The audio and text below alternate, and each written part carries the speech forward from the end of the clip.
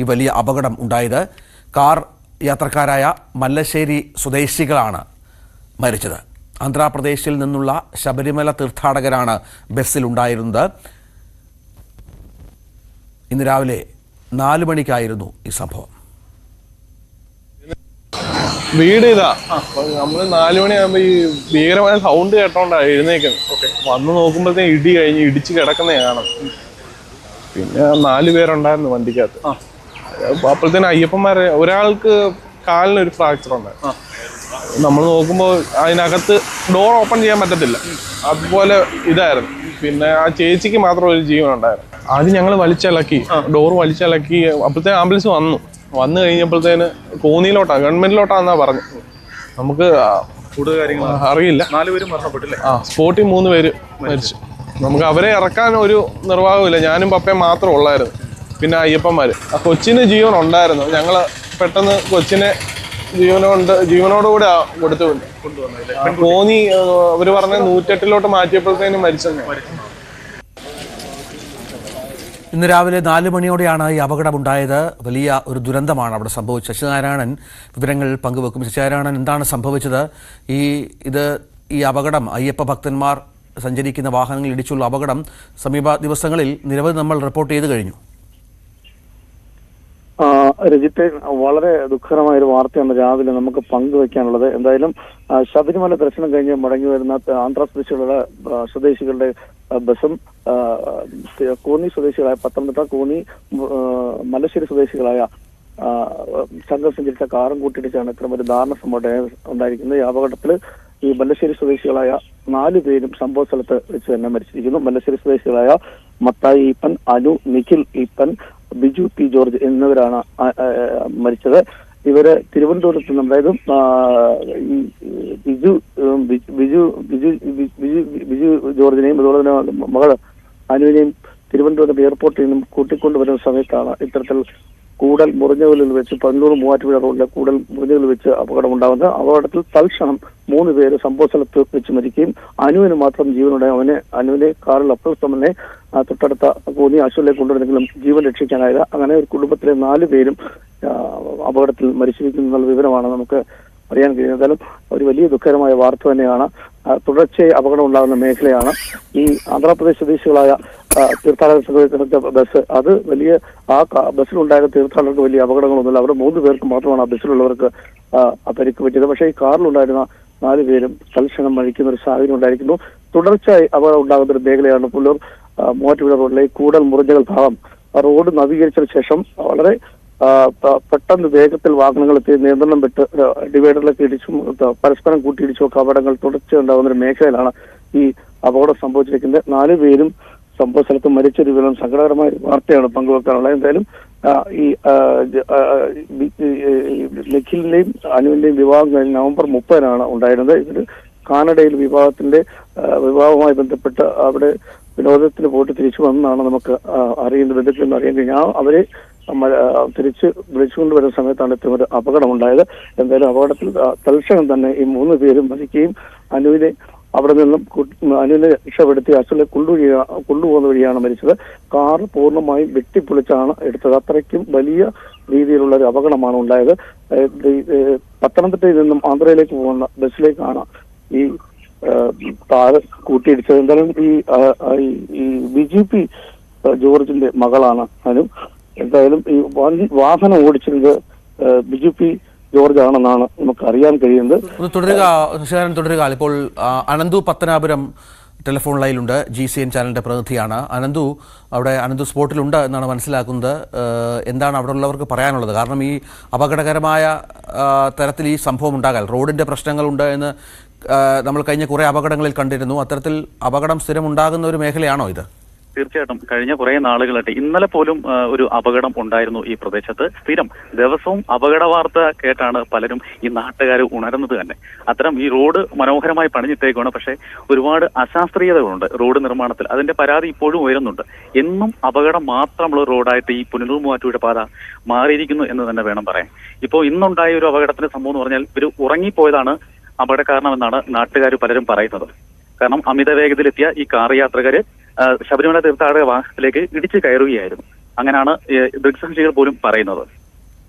അതായത് ഈ കാറിന് അമിതവേഗം ഏത് വാഹനത്തിനായിരുന്നു? ഈ കാർ യാത്രക്കാർ ഉറങ്ങിപ്പോയതോടെ കാര്യം ഉറങ്ങിപ്പോയതാണ് അപകട കാരണമെന്നാണ് ഇവിടെ കൂടിയിരിക്കുന്ന നാട്ടുകാർ പറയുന്നത്. കാരണം ബസ്സിന് കാര്യമായ കേടുപാടുകൾ സംഭവിച്ചിട്ടില്ല. അവിടുത്തെ ബസ്സിലെ തീർത്ഥാടകർക്ക് വലിയ പരിക്കുകളില്ല. അവർ ഉറങ്ങിയിട്ടൊന്നുമില്ലായിരുന്നു. പക്ഷേ കാർ ഓടിച്ചിരുന്ന എനിക്കൊന്ന് ബിജു പി ജോർജ്, പെൺകുട്ടിയുടെ അച്ഛനാണെന്ന് തോന്നുന്നു, അദ്ദേഹമാണ് ബിജു പി ജോർജ്, അദ്ദേഹമാണ് കാർ ഓടിച്ചതെന്നാണ് ഇപ്പം സ്ഥിരീകരിക്കുന്ന വിവരം. അദ്ദേഹം ഉറങ്ങിപ്പോയതാണ് ഈ ഒരു അപകടത്തിന് കാരണമെന്നാണ് ഇപ്പോൾ നമുക്ക് ലഭിക്കുന്ന വിവരം. ഈ നമ്മുടെ അവിടെ ജനവാസം അവിടെ അടുത്തൊക്കെ വീടുകളുണ്ടല്ലേ അനന്തു? ജനവാസ മേഖല റോഡ് വശമാണ്, തൊട്ട് സമീപത്തെല്ലാം വീടുകളുണ്ട്. അവരൊക്കെ ഈ ശബ്ദം കേട്ട് പുറത്തിറങ്ങി രക്ഷിക്കാനുള്ള ശ്രമമൊക്കെ നടത്തിയിരുന്നു. പിന്നെ കാരണം ഭയങ്കര ബുദ്ധിമുട്ടിയാണ് ഇവർ ഈ 3 പേരെ പുറത്തെടുത്തത്. ഈ 3 പേര്, അതായത് ഈ കാർ ഓടിച്ചിരുന്ന ബിജു പി ജോർജ്, അതുപോലെ തന്നെ നിഖിൽ ഈപ്പൻ മത്തായി ഈപ്പൻ, ഇവര് 3 പേരും ഈ സംഭവ സ്ഥലത്ത് തന്നെ മരണപ്പെട്ടിരുന്നു. ഇവരെ എടുക്കാൻ വളരെ ബുദ്ധിമുട്ടായിരുന്നു. അനുവിനെയാണ് ആദ്യം, ഈ ഓടിയെത്തിയ ആംബുലൻസ് ഡ്രൈവറാണ് അനുവിനെ വാഹനത്തിൽ നിന്നും പുറത്തെടുത്ത് അനുവിനെ കോന്നി താലൂക്ക് ആശുപത്രിയിലേക്കാണ് കൊണ്ടുപോയത്. പക്ഷെ അവിടെ എത്തിയപ്പോഴേക്കും അനു മരണപ്പെട്ടിരുന്നു. മറ്റു 3 പേരെ പിന്നാലെ എത്തിയ പോലീസും ഫയർഫോഴ്സും ചേർന്നാണ് കാർ വെട്ടിപ്പൊളിച്ച് അവരെ എടുത്ത് കൊണ്ടുപോയത്. നമുക്ക് ദൃശ്യങ്ങളിൽ കാണാം, കാറ് ഒരു മാരുതി സ്വിഫ്റ്റ് കാറാണ്. അത് ഏതാണ്ട് പൂർണ്ണമായും തകർന്നു. കാരണം ഈ അപകടം ഇങ്ങനെ സംഭവിച്ചാൽ ജീവൻ രക്ഷപ്പെടാനുള്ള യാതൊരു സാധ്യതയും അവശേഷിപ്പിക്കാതെയാണ് ആ കാറിന്റെ അവസ്ഥ, അല്ലേ? അതെ, തീർച്ചയായിട്ടും നമ്മൾ കണ്ടാൽ തന്നെ എന്താണ് പറയേണ്ടത്, ഒരു വലിയ ഒരു ദാരുണമായ അപകട വാർത്ത കേട്ടാണ് ഈ ഒരു ഗ്രാമം ഉണർന്നത് തന്നെ എന്ന് പറയാം. അതിനകത്ത് ഏറ്റവും സങ്കടകരമായ ഒരു സംഭവം എന്ന് പറഞ്ഞാൽ 2 ആഴ്ച മാത്രമേ ആയിട്ടുള്ളൂ ഇവരുടെ വിവാഹം കഴിഞ്ഞിട്ട്. ഈ നിഖിൽ മത്തായി UK-യിലായിരുന്നു. ഇവര് മലേഷ്യയിലേക്ക് ഹണിമൂണിന് പോയിട്ട് തിരിച്ചു വരുന്ന വഴിയാണ്, സ്വന്തം വീട്ടിലേക്ക് തിരിച്ചു വരുന്ന വഴിയാണ് ഒരു ദാരുണമായ അപകടം ഉണ്ടായത്. വിവാഹം കഴിഞ്ഞിട്ട് കഴിഞ്ഞ നവംബർ 30-നായിരുന്നു ഇവരുടെ വിവാഹം കഴിഞ്ഞ് ഹണിമൂണൊക്കെ പോയി ആഘോഷിച്ച് തിരിച്ചു വരുമ്പോഴാണ് 2 പേരുടെ അച്ഛന്മാരാണ് ഈ വിളിക്കാൻ തിരുവനന്തപുരം എയർപോർട്ടിൽ നിന്ന് ഇവരെ കൂട്ടിക്കൊണ്ടുവരാനായിട്ട് പോയത്. അപ്പം അത്തരത്തിലാണ് ഈ ഒരു ദാരുണമായ സംഭവം നടന്നത്. അതാണ് നമ്മളെ ഏറെ വിഷമിപ്പിക്കുന്നത്. ഏറ്റവും മനോഹരമായ ഒരു ചടങ്ങ് കഴിഞ്ഞ് 2 ആഴ്ച പിന്നിടുമ്പോഴും ഒരു മരണത്തിലേക്ക് പോകുന്ന ഒരു സാഹചര്യം എന്ന് പറയുമ്പോൾ സത്യം പറഞ്ഞാൽ നമുക്കങ്ങ് സങ്കടം വരുന്നു. ഇവിടെ വരുമ്പം തന്നെ ആ ഒരു അവസ്ഥയാണ് എന്റെയൊക്കെ മനസ്സിലേക്ക് ഓടിയെത്തുന്നത്.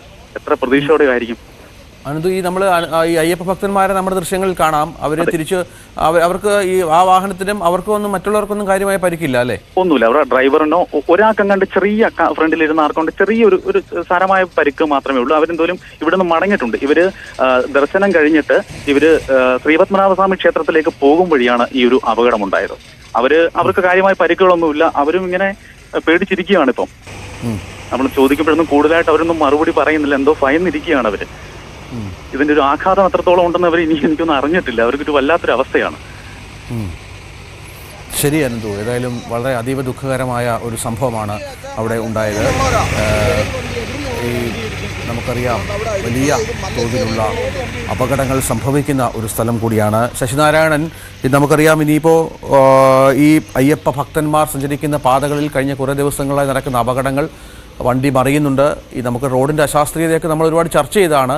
ഇപ്പോൾ സമാനമായി തന്നെ ഈ അപകടവും, അത് മാത്രമല്ല യാത്രക്കാർ ഉറങ്ങിപ്പോയി എന്നുള്ളതും കൂടി അനന്തു പറയുന്നുണ്ട്. അങ്ങനെ അപകടത്തിന് ഒരുപാട് കാരണങ്ങളുണ്ടാകാം. പക്ഷെ നഷ്ടപ്പെട്ടത് വിലപ്പെട്ട 4 ജീവനുകളാണ്. രഞ്ജിത്തെ, അതെ, 4 പേരും ഈ മല്ലശ്ശേരി സ്വദേശികളാണ്, കൂന്നി സ്വദേശികളാണ്. ഇവര് നേരത്തെ സൂചിപ്പിച്ച പോലെ തന്നെ ഇവരുടെ വിവാഹം നവംബർ 30-നാണ്. അതിനുശേഷം മലേഷ്യയിലേക്ക് മധുവിന് പോയതിനു ശേഷം തിരിച്ച് ഇവരെ വിളിച്ചുകൊണ്ട് വരുന്ന സമയത്താണ് അപകടം ഉണ്ടായത്. നമുക്കിതിൽ ഏറ്റവും കൂടുതൽ സങ്കടകരമായ അവസ്ഥ, ഈ കുടുംബത്തിലെ അംഗങ്ങൾ 4 പേരും ഈ അപകട സ്ഥലത്ത് വെച്ച് തന്നെ മരിച്ചു. അനുവിന് മാത്രമാണ് അല്പം ജീവനുണ്ടായിരുന്നത്. അനുവിനെ പിന്നീട് പോലീസുകാരും അതുപോലെ തന്നെ ഫയർഫോഴ്സും നാട്ടുകാരും ചേർന്ന് രക്ഷപ്പെടുത്തി ആശുപത്രിയിൽ, കൂന്നി താലൂക്ക് ആശുപത്രിയിൽ ജീവൻ രക്ഷിക്കാൻ കഴിഞ്ഞില്ല എന്നുള്ളതാണ് നമുക്ക് അറിയാൻ കഴിഞ്ഞത്. പക്ഷേ ഈ പ്രദേശം എപ്പോഴും അപകട മേഖലയാണ്. തുടർച്ചയായി അപകടങ്ങൾ സംഭവിക്കുന്നു. ശബരിമല തീർത്ഥാടനം കഴിഞ്ഞ 2 ദിവസം തന്നെ നമ്മൾ റിപ്പോർട്ട് ചെയ്താണ് ഈ ഭാഗത്ത് ആക്സിഡന്റ് ഉണ്ടായി, 4 പേർക്കോളം പരിക്കുണ്ടായി. അത്തരത്തിലുള്ള ഒരു മേഖലയാണ്. അതിനു മുമ്പ് തുടരുക ശശിനാരായണൻ. ഇപ്പോൾ TV പുഷ്പവല്ലിയുണ്ട്, കലഞ്ഞൂർ ഗ്രാമപഞ്ചായത്ത് പ്രസിഡന്റ്. മാഡം, അതീവ ദുഃഖകരമായ ഒരു വാർത്തയാണ്. എന്തൊക്കെയാണ് മാഡത്തിന് മനസ്സിലായിട്ടുള്ളത് ഈ അപകടവുമായി ബന്ധപ്പെട്ട്? വെളുപ്പിന് 4:30 ഇങ്ങനെയൊരു ദുരന്തം ഉണ്ടായിട്ടുള്ളത്. സംഭവ സ്ഥലത്ത് വെച്ച് തന്നെ 3 പേർ മരിക്കാനിടയായി. ഒരാള് ഹോസ്പിറ്റലിൽ എത്തിയതിനു ശേഷമാണ് മരിച്ചിട്ടുള്ളത്. ഏകദേശം 30 വയസ്സോടടുത്ത ഒരു സ്ത്രീയാണ് ഹോസ്പിറ്റലിൽ എത്തിച്ചത്. നാട്ടുകാരും അതുപോലെ തന്നെ സന്നദ്ധ പ്രവർത്തകരും തന്നെ അന്നേരം തന്നെ ഓടി സ്ഥലത്തെത്തുകയും അവരാണ് ആംബുലൻസിൽ ഹോസ്പിറ്റലിലേക്ക് എത്തിക്കുകയും ചെയ്തിട്ടുള്ളത്. ബസ്സിലുള്ളവർക്ക് വലിയ ഗുരുതരമായ പരിക്കുകൾ ഒന്നും തന്നെ ഉണ്ടായിട്ടില്ല എന്നാണ് അറിയാൻ കഴിഞ്ഞിട്ടുള്ളത്. 4 യാത്രക്കാരുണ്ടായിരുന്നു. ഈ കാർ യാത്രക്കാർ ഉറങ്ങിയതാണോ? എന്താ ഒരു അപകട കാരണമായിട്ട് മനസ്സിലായിട്ടുള്ളത്? ഇപ്പം നമുക്ക് എന്താണെന്ന് പറയാൻ പറ്റുന്നില്ല. എന്തായാലും നമ്മുടെ ഈ കലഞ്ഞൂർ മേഖലയിൽ നിരന്തരമായിട്ട് അപകടങ്ങൾ ഉണ്ടാകുന്ന ഒരു മേഖല കൂടിയാണ് ഇപ്പൊ അപകടം നടന്നിട്ടുള്ള സ്ഥലം. അതുകൊണ്ട് ഉറങ്ങിയതാണോ എന്ന് നമുക്ക് ഉറപ്പിച്ച് പറയാനും കഴിയുന്നില്ല. എന്തുകൊണ്ടാണ് മാഡം അവിടെ ഈ റോഡിൽ നിർമ്മാണത്തിൽ എന്തെങ്കിലും പ്രശ്നങ്ങളുണ്ടോ? നിർമ്മാണത്തിന്റെ പ്രശ്നങ്ങളാണെന്ന് പറയാൻ പറ്റുന്നില്ല. പക്ഷെങ്കിൽ അമിതമായ വേഗതയിൽ നിർമ്മാണം പൂർത്തീകരിച്ചതിന് ശേഷം വാഹനങ്ങളെല്ലാം തന്നെ, ഒരു വാഹനമല്ല എല്ലാ വാഹനങ്ങളും തന്നെ അമിതമായ വേഗത്തിലാണ് പോയിക്കൊണ്ടിരിക്കുന്നത്. അപ്പം യാതൊരുവിധമായ കട്ടറുകളും ഒന്നും ഇല്ലാത്തത് കൊണ്ട് വളരെ സ്പീഡില് 100-110 വാഹനങ്ങൾ പോയിക്കൊണ്ടിരിക്കുന്നത്. അപ്പം പിടിച്ചാൽ കിട്ടാത്ത സാഹചര്യമാണ് നിലവിൽ. ഒരുപാട് അപകടങ്ങൾ സമീപ ദിവസങ്ങളിലൊക്കെ ഒത്തിരി അപകടങ്ങൾ ഉണ്ടാകുന്നുണ്ടല്ലേ? ഉണ്ട്. നിരന്തരമായി അപകടങ്ങൾ ഉണ്ടാകുന്നുണ്ട്. അതായത് ഇപ്പൊ ഈ അപകടം ഉണ്ടായ സ്ഥലം മുതൽ Kalanjoor government higher secondary school വരെയുള്ള പ്രദേശത്ത് നിരന്തരമായി അപകടങ്ങൾ ഉണ്ടാകുന്നു. എന്തെങ്കിലും ഒരു മാർഗം കാണണമല്ലോ ഇത് നിയന്ത്രിക്കാൻ, ഈ സ്പീഡ് നിയന്ത്രിക്കാനും മറ്റുമേ, അല്ലെങ്കിൽ ഇനിയും ഇത്തരം സംഭവങ്ങൾ ആവർത്തിക്കും. തീർച്ചയായിട്ടും. അപ്പം നമ്മൾ നിരന്തരമായിട്ട് അവരോടൊക്കെ ആവശ്യപ്പെടുന്നുണ്ട്, ഇങ്ങനെ അപകടം നടക്കുന്നതുകൊണ്ട് എന്തെങ്കിലുമൊക്കെ സംവിധാനം അവിടെ ചെയ്യണമെന്നുള്ള രീതിയിൽ നമ്മൾ പഞ്ചായത്ത് ഇടപെട്ട് ഇതിനു മുൻപ് തന്നെ പറഞ്ഞിട്ടുണ്ട്. ശരി മാഡം. TV പുഷ്പവല്ലിയാണ് ചേർന്നത്, കലഞ്ഞൂർ ഗ്രാമപഞ്ചായത്ത് പ്രസിഡന്റാണ്. ഒരുപാട് അപകടങ്ങൾ സംഭവിക്കുന്ന ഒരു സ്ഥലം കൂടിയാണ് ഇത് എന്നുള്ളതാണ് ഏറ്റവും ദുഃഖകരമായ കാര്യം. നേരത്തെയും സമാനമായ സംഭവങ്ങൾ ആവർത്തിക്കുന്നുണ്ട് എന്ന് കലഞ്ഞൂർ ഗ്രാമപഞ്ചായത്ത് പ്രസിഡന്റ് തന്നെ പറയുന്നത്. നാട്ടുകാർക്കും ഇതേ അഭിപ്രായം തന്നെയാണ്. ചില നാട്ടുകാർ ഈ അപകടത്തിന് ദൃക്സാക്ഷികളായ അതിനുശേഷം ഓടി വന്ന ചില ആളുകൾ നമ്മളോട് സംസാരിച്ചു. അവരുടെ വാക്കുകളിലേക്ക്.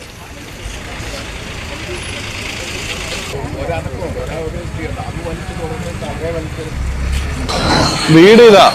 നമ്മള് 4 മണിയാകുമ്പോ ഈ ഭീകരമായ സൗണ്ട് കേട്ടോണ്ടാ എഴുന്നേക്കുന്നത്. വന്ന് നോക്കുമ്പോഴത്തേക്കും ഇടി കഴിഞ്ഞ് ഇടിച്ച് കിടക്കുന്ന കാണാം. പിന്നെ 4 പേരുണ്ടായിരുന്നു വണ്ടിക്കകത്ത്. അപ്പോഴത്തേനും അയ്യപ്പന്മാരെ ഒരാൾക്ക് കാലിനൊരു ഫ്രാക്ചർ ഉണ്ടായിരുന്നു. നമ്മൾ നോക്കുമ്പോൾ അതിനകത്ത് ഡോർ ഓപ്പൺ ചെയ്യാൻ പറ്റത്തില്ല, അതുപോലെ ഇതായിരുന്നു. പിന്നെ ആ ചേച്ചിക്ക് മാത്രം ഒരു ജീവൻ ഉണ്ടായിരുന്നു. ആദ്യം ഞങ്ങൾ വലിച്ചിളക്കി, ഡോർ വലിച്ചിളക്കി. അപ്പോഴത്തേനും ആംബുലൻസ് വന്നു കഴിഞ്ഞപ്പോഴത്തേന് കോന്നിയിലോട്ടാ, ഗവൺമെന്റിലോട്ടാന്നാ പറഞ്ഞു.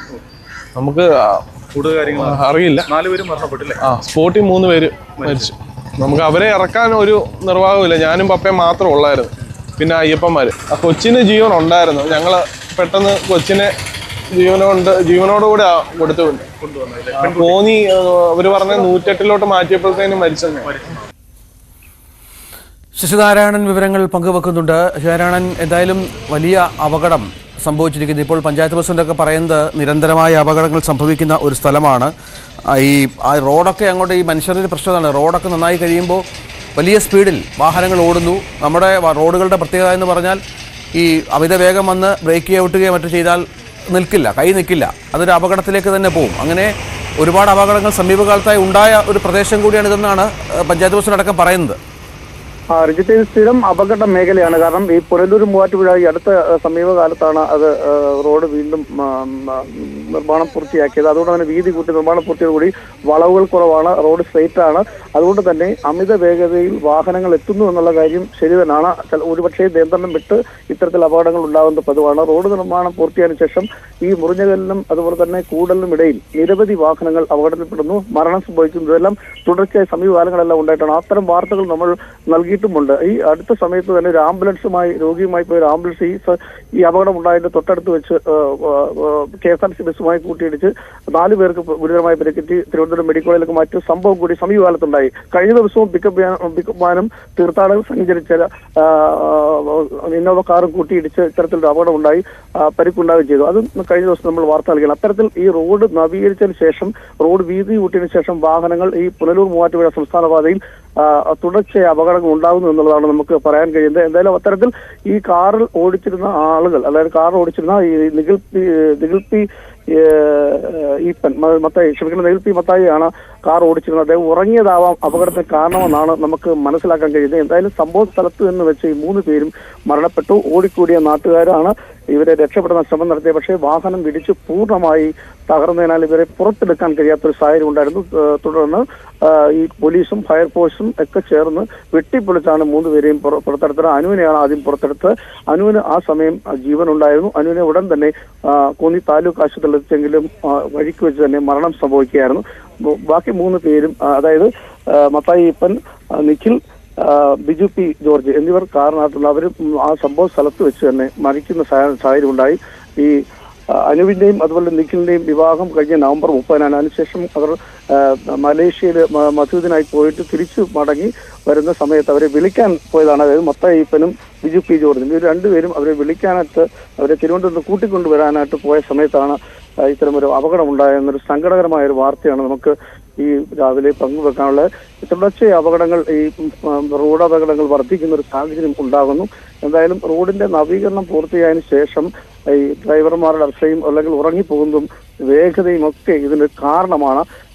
മോട്ടോർ വാഹന വകുപ്പ് ഇത്തരം കാര്യങ്ങളിലൊക്കെ ഇടപെടുന്നുണ്ട്, പോലീസും ഒക്കെ ഇടപെടുന്നുണ്ടെങ്കിലും ഇതൊന്നും പരിഹരിക്കാൻ കഴിയാത്ത രീതിയിലേക്ക് അപകടങ്ങൾ വർദ്ധിക്കുന്ന വലിയൊരു ആശങ്കയായി മാറുകയാണ്. പക്ഷേ കുടുംബത്തിലെ ഇത്തരം ഒരു ദാരുണ സംഭവം ഉണ്ടാകുമ്പോൾ വീട്ടുകാരും അവരെ ആശ്രയിച്ച് കഴിയുന്ന ആളുകളൊക്കെ വളരെ ദുഃഖകരമായ ഒരു സാഹചര്യത്തിൽ കടന്നു പോകുന്ന സാഹചര്യം കൂടി നമുക്കുണ്ട്. നമ്മൾ ഇത്തരം ദൃശ്യങ്ങൾ കാണുമ്പോൾ സങ്കടമാണ്.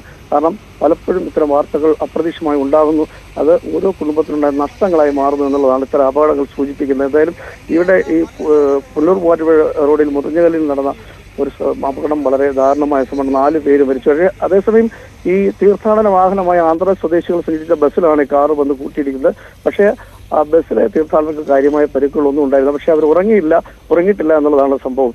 കാർ ഡ്രൈവർ, കാർ ഓടിച്ചിരുന്ന ബിജു പി ജോർജ്, അദ്ദേഹമാണ് കാർ ഓടിച്ചിരുന്നത്. അതായത് അനുവിന്റെ അച്ഛനാണ്, അദ്ദേഹമാണ് കാർ ഓടിച്ചിരുന്നത്. അനുവും അതുപോലെ തന്നെ നിഖിലും കാറിന്റെ പിൻസീറ്റിലാണ് ഇരുന്നിരുന്നത് എന്നാണ് ഈ വാഹനത്തിൽ നിന്ന് ഇവരെ പുറത്തെടുത്ത സമയത്ത് ഉള്ള തുടരുക ശരാൻ. ഇപ്പോൾ ബന്ധു അനൂപ് ഇപ്പോൾ ടെലിഫോൺ ലൈനിലുണ്ട്. അനൂപ്, ഇത് ഇവര് മനസ്സിലാക്കുന്നത് കാനഡയിലാണ് ജോലി ചെയ്തിരുന്നത്, മലേഷ്യയിലേക്ക് യാത്ര പോയിട്ട് തിരിച്ചു വരുന്ന വഴിയാണല്ലേ? അതെ അതെ അതെ. എന്താ വീട്ടില് ഇതിനകത്ത് ഈ ബിജു എന്ന് പറഞ്ഞ ചേട്ടൻ നമ്മുടെ പത്തനംതിട്ട ഗവൺമെന്റ് ഹോസ്പിറ്റലിലെ സെക്യൂരിറ്റി ആയിരുന്നു. പുള്ളി എക്സ് മിലിറ്ററി ആണ് പുള്ളി. അപ്പൊ ഞാനും പത്തനംതിട്ട, എനിക്ക് ആംബുലൻസ് സർവീസ് ആണ് പത്തനംതിട്ട. അപ്പൊ ഞാനും അവിടെ ആംബുലൻസുമായിട്ടുണ്ട്. അപ്പൊ സജീവമായിട്ട് പുള്ളി അറിയാം. പിന്നെ എന്റെ അയലോക്കക്കാരനും കൂടാണ്. അതായത് ഇപ്പം ലക്ഷോറിലാണ് ജോലി ചെയ്തോണ്ടിരിക്കുന്നത്. ലക്ഷോറിലെ സെക്യൂരിറ്റി സൂപ്രണ്ടാണ്. ബിജു അല്ലേ? ബിജു ചേട്ടൻ. ഓ ശരി ശരി. ബിജു ചേട്ടൻ അവിടെ ഗവൺമെന്റ് ഹോസ്പിറ്റലിൽ. ബിജുവിന്റെ മകളോ മകനോ? മകളാണ്.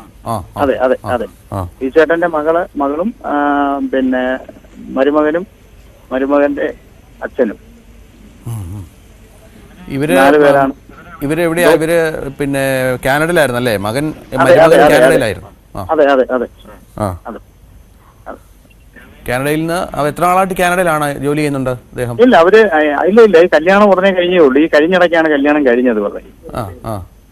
2 ആഴ്ചയായി. അത്രേ ഉള്ളൂ. ഒരുപാട് സമയമായില്ല. അതിനുശേഷം മലേഷ്യയിലേക്ക് യാത്ര പോയിട്ട് തിരിച്ചു വരുന്ന വഴിയാണ്. തിരിച്ചു വരുന്ന വഴിയാണ്. വീട്ടിലൊക്കെ വിവരം അറിഞ്ഞോ?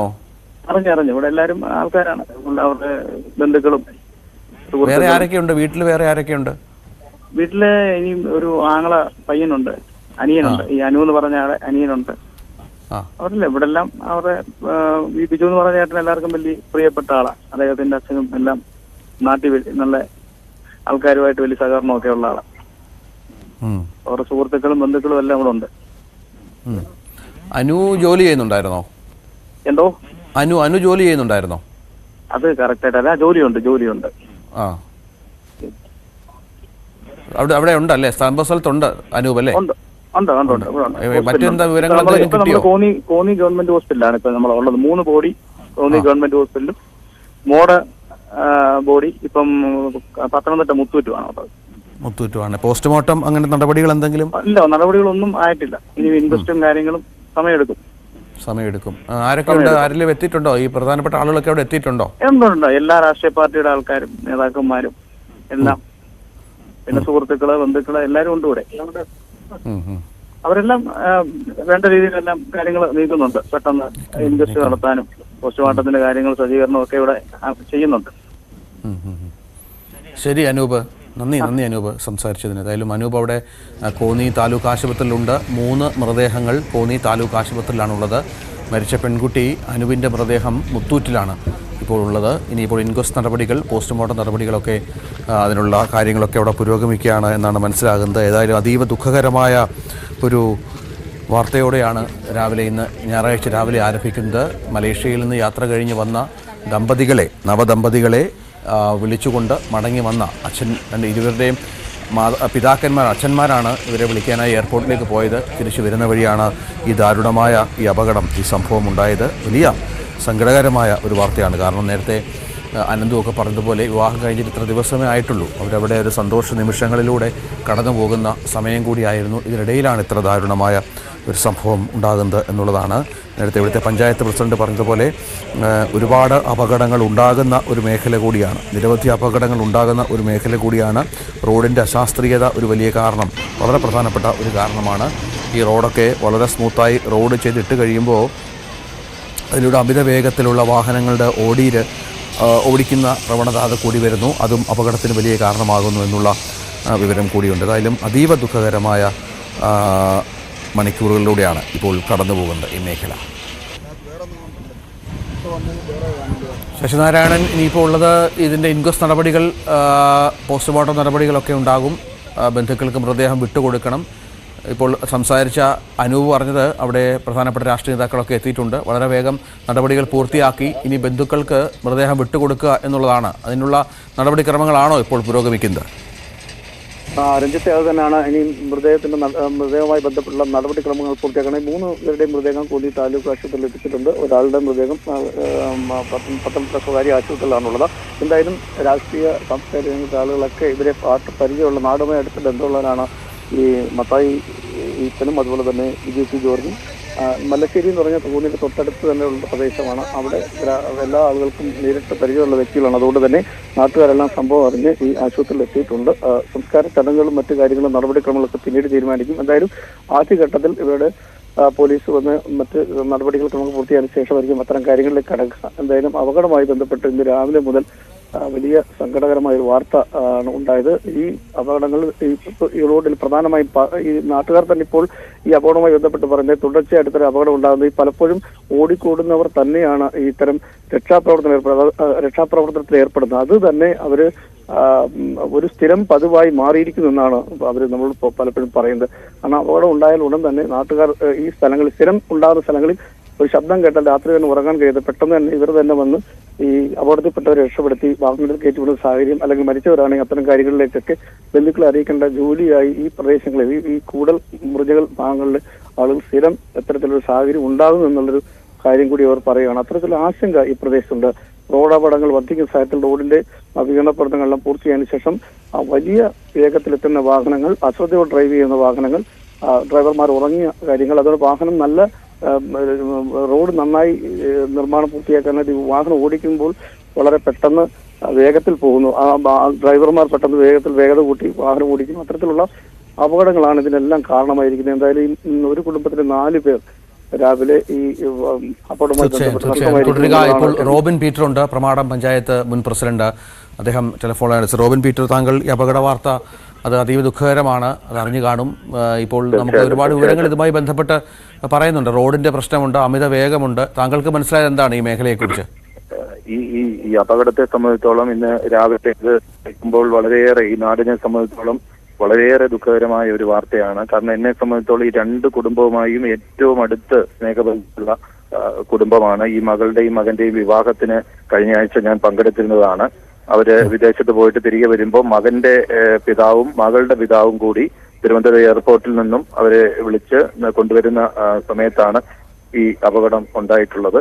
എന്തായാലും ഈ റോഡിനെ സംബന്ധിച്ച് ഈ കഴിഞ്ഞ ഒരാഴ്ചയ്ക്കുള്ളിൽ ഏതാണ്ട് 3-4 അപകടങ്ങൾ അവിടെ റിപ്പോർട്ട് ചെയ്തിട്ടുണ്ട്. എന്തായാലും ഈ റോഡിലുള്ള അശാസ്ത്രീയമായിട്ടുള്ള നിർമ്മാണമാണോ അത് എന്താണെങ്കിലും അത് അടിയന്തരമായി ബന്ധപ്പെട്ടവർ അത് പരിശോധിക്കുകയും ഇനിയും ഇത്തരം അപകടങ്ങൾ ഉണ്ടാകാത്ത തരത്തിൽ അതിനുള്ള ക്രമീകരണങ്ങൾ ഉണ്ടാവുകയും വേണം. കാരണം ഇത് കൂടുതലും സ്ട്രെയിറ്റ് ആയിട്ടുള്ള റോഡ് ഭാഗത്താണ് ഈ അപകടങ്ങൾ പലപ്പോഴും ഉണ്ടാകുന്നത്. അപ്പൊ അതിന് എന്തെങ്കിലും മുൻകരുതലുകളോ അല്ലെങ്കിൽ അതിനുള്ള സിഗ്നലുകളോ കാര്യങ്ങളോ എന്തായാലും അതിന് വേണ്ട കാര്യങ്ങൾ അടിയന്തരമായിട്ട് ചെയ്യണം എന്നുള്ളതാണ് എനിക്ക് ഈ ഘട്ടത്തിൽ പറയാനുള്ളത്.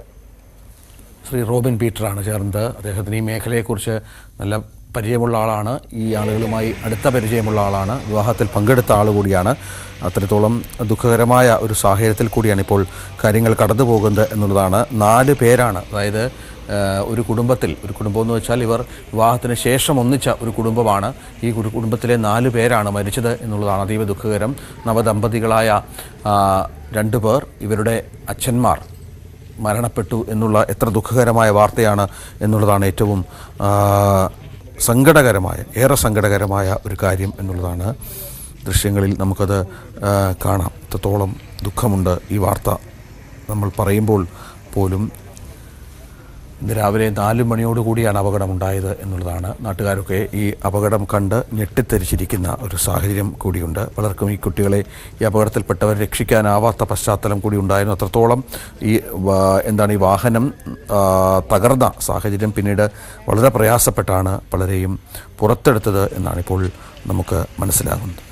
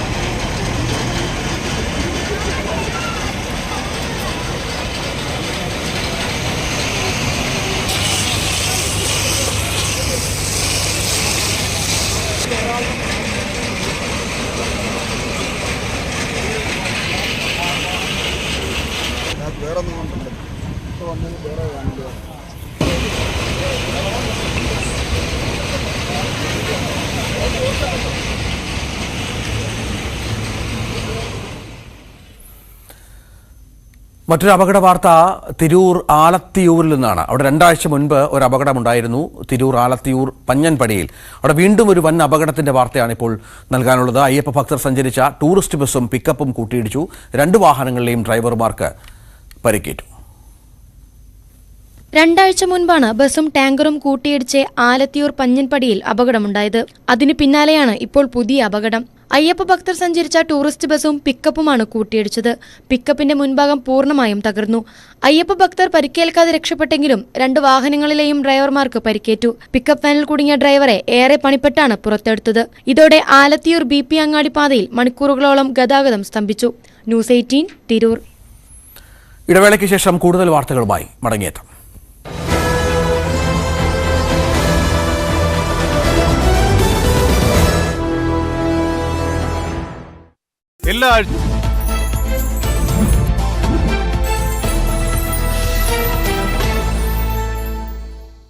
നമസ്കാരം, ഫാസ്റ്റ് ന്യൂസിലേക്ക് സ്വാഗതം. ക്രിസ്മസ് പരീക്ഷാ ചോദ്യപേപ്പർ യൂട്യൂബ് വഴി ചോർന്നതിൽ വിശദമായ അന്വേഷണം ആവശ്യപ്പെട്ട് പൊതുവിദ്യാഭ്യാസ ഡയറക്ടർ പോലീസിന് പരാതി നൽകും. SSLC ഇംഗ്ലീഷ് +1 ഗണിതം പരീക്ഷകളുടെ ചോദ്യപേപ്പറുകളാണ് പരീക്ഷയ്ക്ക് മുമ്പ് യൂട്യൂബ് ചാനലിൽ അടക്കം വന്നത്. ചോദ്യമിടുന്നവരും വിതരണം ചെയ്യുന്നവരും അറിയാതെ ചോർച്ച ഉണ്ടാവില്ലെന്ന് മന്ത്രി. ചോദ്യങ്ങൾ വന്ന യൂട്യൂബ് ചാനലുകൾക്കെതിരെ കർശന നടപടിയുണ്ടാകും. ദുരന്ത സമയത്തെ രക്ഷാപ്രവർത്തനത്തിന് പണം ചോദിച്ച കേന്ദ്രത്തിന്റെ നടപടി ജനാധിപത്യ വിരുദ്ധമെന്ന് കേരളം. കേന്ദ്രം പണം ആവശ്യപ്പെട്ടത് കോടതിയെ ബോധ്യപ്പെടുത്തും. ദുരന്ത മേഖലയിൽ നൽകേണ്ട പണം നൽകാതെയാണ് ചെയ്ത സഹായത്തിന് പണം ചോദിക്കുന്നതെന്ന് റവന്യൂ മന്ത്രി കെ രാജൻ. കേന്ദ്രത്തിന് മറുപടി കത്ത് നൽകുമെന്നും മന്ത്രി. മലബാറിൽ അതിവേഗം പ്രചരിക്കുന്ന വ്യായാമ രീതിയായ മെക് 7നെ ചൊല്ലി വിവാദം. മുസ്ലിം മതസംഘടനകൾക്ക് പുറമെ CPM-ഉം മെക് 7-നെതിരെ രംഗത്ത്.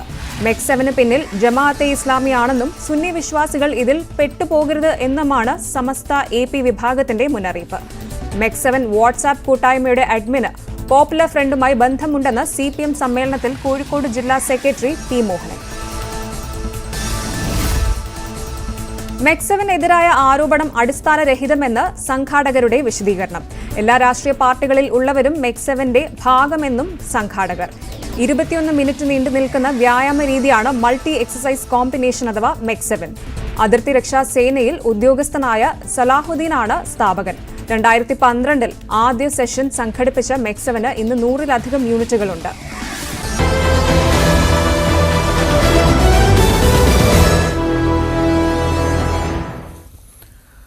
നമുക്കിനി ശബരിമല വിശേഷങ്ങളിലേക്ക് പോകാം. ശബരീശ ദർശനം നിങ്ങൾക്കായി സമർപ്പിക്കുന്നത് മിൽമ ഗീ. വ്രതശുദ്ധിയുടെയും നന്മയുടെയും നാളുകൾ പരിശുദ്ധമാക്കാം മിൽമയ്ക്കൊപ്പം. ശബരിമലയിൽ ഭക്തജനത്തിരക്ക് തുടരുന്നു. ഇന്നലെ 75,000-ലധികം തീർത്ഥാടകർ ദർശനം നടത്തി. ഇന്ന് രാവിലെയും നല്ല തിരക്കാണ് അനുഭവപ്പെടുന്നത്. 6 മണി വരെ 22,000-ഓളം ഭക്തർ സന്നിധാനത്തേക്കെത്തി. മഴ മാറിയത് തീർത്ഥാടകർക്ക് ആശ്വാസമായിട്ടുണ്ട്. ഇന്നലെ മുതൽ പുല്ലുമേട് വഴി തീർത്ഥാടകരെ കടത്തിവിട്ടിരുന്നു. ജി ശ്രീത്ത് വിവരങ്ങൾ പങ്കുവെക്കും. ശ്രീത്ത്, മഴ ഒരു പ്രശ്നമല്ല, കാരണം മഴ ഉണ്ടായിട്ടും നമ്മൾ ഇത് കഴിഞ്ഞ ദിവസങ്ങളിലൊക്കെ 80,000-ന് മുകളിൽ ആളുകൾ വന്നുപോയി ശബരിമലയിൽ. ഇപ്പോൾ മഴ മാറിയപ്പോൾ കൂടുതൽ ആളുകളെ പ്രതീക്ഷിക്കുകയാണോ?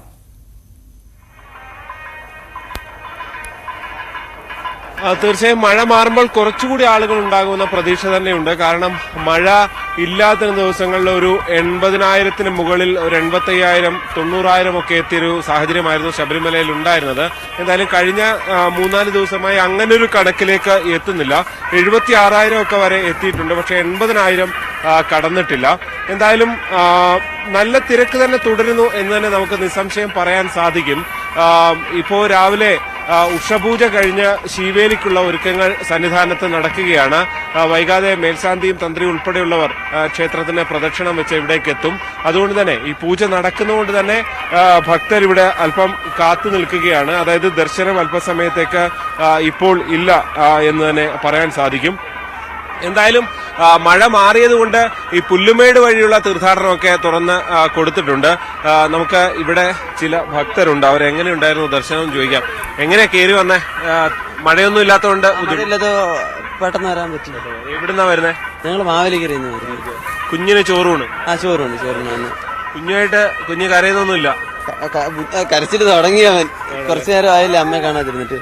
അതെ, അമ്മയൊക്കെ താഴെയുണ്ട്? താഴെയുണ്ട്. ഇങ്ങനെ കേറി വരുമ്പോ ഇതൊരു പേടി ഉണ്ടായിരുന്നോ? ഇങ്ങനെ കുഞ്ഞിനെ കൊണ്ട് വരുമ്പോ കുറച്ച് പേടി ഉണ്ടായിരുന്നു. കാരണം കുഞ്ഞ് അവൻ ഇടയ്ക്ക് കിടന്ന് കരച്ചിലൊക്കെ ഉണ്ടായിരുന്നു. അത് കാരണം. എങ്ങനെയുണ്ട് ഏട്ടാ കേറി വരുമ്പോ ക്യൂ ഒക്കെ ഉണ്ടായിരുന്നോ? കേറി വരുന്ന സമയത്ത് ഇച്ചിരി ക്യൂ ഒക്കെ ഉണ്ടായിരുന്നു. പിന്നീട് കുഴപ്പമൊന്നും ഉണ്ടായിരുന്നില്ല. ശേഷം വരാൻ. എന്തായാലും അതാണ് രഞ്ജിത്ത്, ഇങ്ങനെ പലതരത്തിലുള്ള ആളുകൾ ഈ കുഞ്ഞിന് ചോറൂണ് കൊടുക്കൽ ഇവിടെ ഒരു പതിവ് ചടങ്ങായി മാറുകയാണ്. സാധാരണ അമ്മമാരുടെ അടുത്ത് നിന്ന് വിട്ട് നിൽക്കുന്ന ഒരുപക്ഷെ ഒരു ആദ്യത്തെ സാഹചര്യമായിരിക്കും കുഞ്ഞുങ്ങളെ സംബന്ധിച്ച്. അങ്ങനെയുള്ളവരുടെ വലിയ തിരക്ക് എന്നും ഇവിടെ കാണാറുണ്ട്. എന്തായാലും ഞാൻ നേരത്തെ പറഞ്ഞ പോലെ പുല്ലുമേട് വഴിയുള്ള തീർത്ഥാടനം അത് വീണ്ടും ഇന്നലെ മുതൽ തന്നെ പുനരാരംഭിച്ചു എന്നുള്ളതാണ്. തീർച്ചയായും അതുവഴി വരാൻ വളരെ കാത്തിരുന്ന ആളുകൾ ഉണ്ടായിരുന്നു. ഈ കനത്ത മഴ അതല്പം തടസ്സപ്പെടുത്തിയിരുന്നു. എന്തായാലും നിലവിൽ അതും സുഗമമായി തന്നെ പോവുകയാണ്. ഇന്ന് തീർത്ഥാടകരുടെ എണ്ണം വീണ്ടും ഒരു 80,000-ന് അപ്പുറത്തേക്ക് എത്തുമെന്ന് തന്നെ പ്രതീക്ഷിക്കാം. രഞ്ജിത്ത്, തീർച്ചയായും അതാണ് സാഹചര്യം. ശബരിമലയിൽ ഭക്തജന തിരക്കുണ്ട്. മഴ മാറി നിൽക്കുന്ന അന്തരീക്ഷത്തിൽ കൂടുതൽ ഭക്തരെ അങ്ങോട്ടേക്ക് പ്രതീക്ഷിക്കുകയും ചെയ്യുന്നു. ശബരീശ ദർശനം നിങ്ങൾക്കായി സമർപ്പിച്ചത് മിൽമ ഗീ. വ്രതശുദ്ധിയുടെയും നന്മയുടെയും നാളുകൾ പരിശുദ്ധമാക്കാം മിൽമയ്ക്കൊപ്പം. മഹാരാഷ്ട്രയിൽ മന്ത്രിസഭാ വികസനത്തിന്റെ ഭാഗമായി കൂടുതൽ മന്ത്രിമാർ ഇന്ന് സത്യപ്രതിജ്ഞ ചെയ്യും. നാഗ്പൂരിലെ സത്യപ്രതിജ്ഞ ചടങ്ങുകൾക്കുള്ള ഒരുക്കങ്ങൾ പൂർത്തിയായി. 4 മണിയോടെയാണ് ചടങ്ങ്. 30ഓളം മന്ത്രിമാർ ചുമതല ഏറ്റെടുക്കും. BJP നിരവധി പുതുമുഖങ്ങൾക്ക് അവസരം നൽകിയെന്നാണ് വിവരം. മന്ത്രിസഭാ വികസനവുമായി ബന്ധപ്പെട്ട് മുഖ്യമന്ത്രി ദേവേന്ദ്ര ഫട്നാവിസ് കേന്ദ്ര നേതൃത്വവുമായി ചർച്ച നടത്തി. മനു ഭരത് ഏറ്റവും പുതിയ വിവരങ്ങളുമായി ചേരും. മന്ത്രിസഭാ വികസനം നമുക്കറിയാം 3 ആഴ്ച സമയമെടുത്തു. അത്ര സുഗമമായിരുന്നില്ല കാര്യങ്ങൾ. ഏക്നാഥ് ഷിൻഡെയുടെ എതിർപ്പ് ഒക്കെ കാര്യമായി പരിഗണിക്കേണ്ടി വന്നു എന്നുള്ളതാണ്. ഏക്നാഥ് ഷിൻഡെയ്ക്ക് ആഭ്യന്തരം വേണമെന്ന ആവശ്യമായിരുന്നു പ്രധാനമായി മുന്നോട്ട് വെച്ചത്. ഏറ്റവും ഒടുവിൽ ആഭ്യന്തരമന്ത്രി അമിത്ഷായും പ്രധാനമന്ത്രി നരേന്ദ്രമോദിയും ഒക്കെ നേരിട്ട് ഇടപെട്ടാണ് ഷിൻഡെയെ അല്പമൊന്ന് അനുനയിപ്പിച്ചത് എന്ന് വേണം മനസ്സിലാക്കാൻ. അത് എത്രത്തോളം സക്സസ്ഫുൾ ആകുമെന്നുള്ള കാര്യം ഇന്ന് കാത്തിരുന്നു കാണേണ്ടി വരും. ഷിൻഡെയുടെ എന്താണ് എതിർപ്പ്, ഷിൻഡെയുടെ ആവശ്യങ്ങൾ അതിൽ നിന്നൊട്ടും പോകാനുള്ള സാഹചര്യമില്ല. എന്ത് ഫോർമുല മുന്നോട്ട് വെച്ചാണ് ഈ മന്ത്രിസഭാ വികസനത്തിലെ കാര്യങ്ങൾ എത്തിയത് എന്നുള്ളത് കൂടി നമ്മൾ കാത്തിരുന്ന് കണ്ടൊരു. മനു, ഷിൻഡെയെ എങ്ങനെ അനുനയിപ്പിച്ചു, എങ്ങനെയാണ് ഫോർമുല, ഏതൊക്കെ ഈ 3 പ്രധാന കക്ഷികൾക്ക് എത്ര മന്ത്രിസ്ഥാനം, ഏതൊക്കെ വകുപ്പുകൾ, അങ്ങനെ എന്തെങ്കിലും തീരുമാനമുണ്ടോ? സ്വാഭാവികമായും BJPക്ക് പ്രധാനപ്പെട്ട വകുപ്പുകൾ വേണമെന്ന നിലപാട് കുറെ കൂടി വിജയം കാണുന്നു എന്ന സൂചനകളാണ് പുറത്തു വരുന്നത്. 20ഓളം മന്ത്രിമാർ BJPക്ക് ഉണ്ടാകും എന്ന് നേരത്തെ വ്യക്തമാക്കിയത്. അത് 23ലേക്ക് ഉയരും എന്നാണ് ഏറ്റവും ഒടുവിൽ മനസ്സിലാകുന്നത്. അതേസമയം ഷിൻഡെ വിഭാഗത്തിന് അർഹമായ ഒരു പ്രാതിനിധ്യം ഈ മന്ത്രിസഭയിൽ ഉണ്ടാകും എന്ന് BJP ഉറപ്പു നൽകുകയും ചെയ്തിട്ടുണ്ട്. 11ഓ 12ഓ മന്ത്രിമാരെയാണ് ഷിൻഡെ വിഭാഗത്തിന് നൽകാൻ ആയിട്ടുള്ള തീരുമാനം ഉണ്ടായിരിക്കുന്നത്. അതേസമയം 10 മന്ത്രിമാർ NCPക്ക് ഉണ്ടാകും. പ്രധാനപ്പെട്ട വകുപ്പുകൾ, റവന്യൂ പോലുള്ള പ്രധാനപ്പെട്ട വകുപ്പുകൾ BJP തന്നെ അതിൻ്റെ ചുമതല ഏറ്റെടുക്കും എന്നാണ് മനസ്സിലാകുന്നത്. അതേസമയം NCPക്ക് ധനകാര്യം ഉൾപ്പെടെയുള്ള വകുപ്പുകൾ നൽകാനാണ് നീക്കം നടക്കുന്നത്.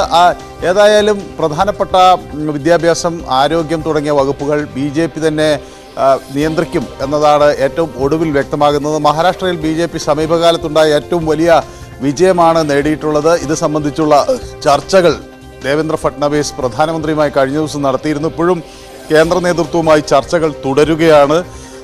പുതുമുഖങ്ങൾക്ക് ധാരാളം അവസരം നൽകണം എന്ന ഒരു നിലപാടാണ് കേന്ദ്ര നേതൃത്വത്തിനുള്ളത്. സ്ഥിരം മന്ത്രിമാർ എന്നതിൽ നിന്ന് അപ്പുറത്തേക്ക് പുതുമുഖങ്ങളെ ധാരാളം കൊണ്ടുവരിക എന്നതാണ് ഒരു പ്രധാന അജണ്ടയായി BJP മുന്നോട്ട് വയ്ക്കുന്നത്. അതുകൊണ്ട് തന്നെ നിരവധി സഞ്ജയ് കുണ്ഡെ പോലുള്ളവർ, അല്ലെങ്കിൽ അനീഷ് ഷെല്ലാറിനെ പോലെ, നിതീഷ് റാണയെ പോലുള്ള പുതുമുഖങ്ങൾ ഈ മന്ത്രിസഭയിൽ ഉണ്ടാകും എന്ന് കരുതാം. ഏതായാലും ഗിരീഷ് മഹാജനെ പോലെയോ സുരേഷ് ഖാഡയെ പോലെയോ മംഗൾ പ്രഭാത് ലോധയെ പോലെയോ ഒക്കെ ഉള്ള സ്ഥിരം ആളുകളും ഈ മന്ത്രിസഭയിൽ അവർക്കും കഴിഞ്ഞ തവണത്തെ പോലെ തന്നെ ഇത്തവണയും അവസരം ലഭിക്കും എന്ന ഒരു പ്രതീക്ഷയുമുണ്ട്. ഏതായാലും മഹാരാഷ്ട്രയിൽ നേടിയ വലിയ വിജയം നിലനിർത്താൻ വേണ്ട ഒരു സമഗ്രമായ ഒരു പരിഷ്കരണം ഉണ്ടാകണം എന്നുകൂടി BJP നേതൃത്വം ആഗ്രഹിക്കുന്നുണ്ട്. ചന്ദ്രശേഖർ ഭവൻകുലെ BJPയുടെ അവിടുത്തെ സംസ്ഥാന അധ്യക്ഷൻ ഷിൻഡെയുമായും ദേവേന്ദ്ര ഫട്നാവിസുമായും ഇന്ന് കൂടിക്കാഴ്ച നടത്തി ഈ വിഷയങ്ങൾ എല്ലാം തന്നെ ചർച്ച ചെയ്യുന്നുണ്ട്. ഏതായാലും രമ്യതയിലേക്ക് കാര്യങ്ങൾ നീങ്ങുന്നു എന്നാണ് മനസ്സിലാകുന്നത്. വൈകുന്നേരത്തോടുകൂടി സത്യപ്രതിജ്ഞ ചടങ്ങുകൾ നടക്കും. നാളെ ഈ നിയമസഭാ സമ്മേളനം, അതിൻ്റെ ശൈത്യകാല സമ്മേളനം ആരംഭിക്കുമ്പോൾ കാര്യങ്ങൾ സുഗമമായി മുന്നോട്ട് പോകും എന്ന ഒരു നിലപാടാണ് ഇപ്പോൾ മഹാരാഷ്ട്രയിൽ നിന്ന് വ്യക്തമാകുന്നത്. മനു ഭരതാണ് വിവരങ്ങൾ പങ്കുവച്ചത്. 3 ആഴ്ചയ്ക്ക് ശേഷം മഹാരാഷ്ട്രയിൽ മന്ത്രിസഭാ വികസനം ഉണ്ടാകുന്നു. അത് എങ്ങനെയാണ് അതിൻ്റെ ഫോർമുല എന്ന കാര്യത്തിലൊക്കെ കുറച്ചുകൂടി വ്യക്തത വരാറുണ്ട്. ഗോപാലകൃഷ്ണൻ IASന്റെ മല്ലു ഹിന്ദു വാട്സപ്പ് ഗ്രൂപ്പിന് പിന്നിൽ ജയതിലക് ആണെന്ന് ആരെങ്കിലും സംശയിച്ചാൽ കുറ്റം പറയാൻ കഴിയില്ലെന്ന് N പ്രശാന്ത് IAS. കേഡറിൽ ഏറ്റവും കൂടുതൽ അടുപ്പമുള്ളത് ഇരുവർക്കുമാണ്. ആരുടെയോ നിർദ്ദേശപ്രകാരമാണ് ഗ്രൂപ്പ് ഉണ്ടാക്കിയതെന്ന് ഗോപാലകൃഷ്ണൻ ഗ്രൂപ്പിൽ തന്നെ വ്യക്തമാക്കിയതാണ്. ഫോൺ ഫോർമാറ്റ് ചെയ്തതിലൂടെ ഒളിപ്പിക്കേണ്ട ഗുരുതരമായ വിവരങ്ങളോ ചാറ്റുകളോ മായ്ച്ചു കളഞ്ഞിട്ടുണ്ടാകുമെന്നാണ് ആശങ്കയെന്നും അതാരുമായിട്ടാണ് എന്നതാണ് അന്വേഷിക്കേണ്ടിയിരുന്നതെന്നും പ്രശാന്ത് Q18 ആരോപിച്ചു.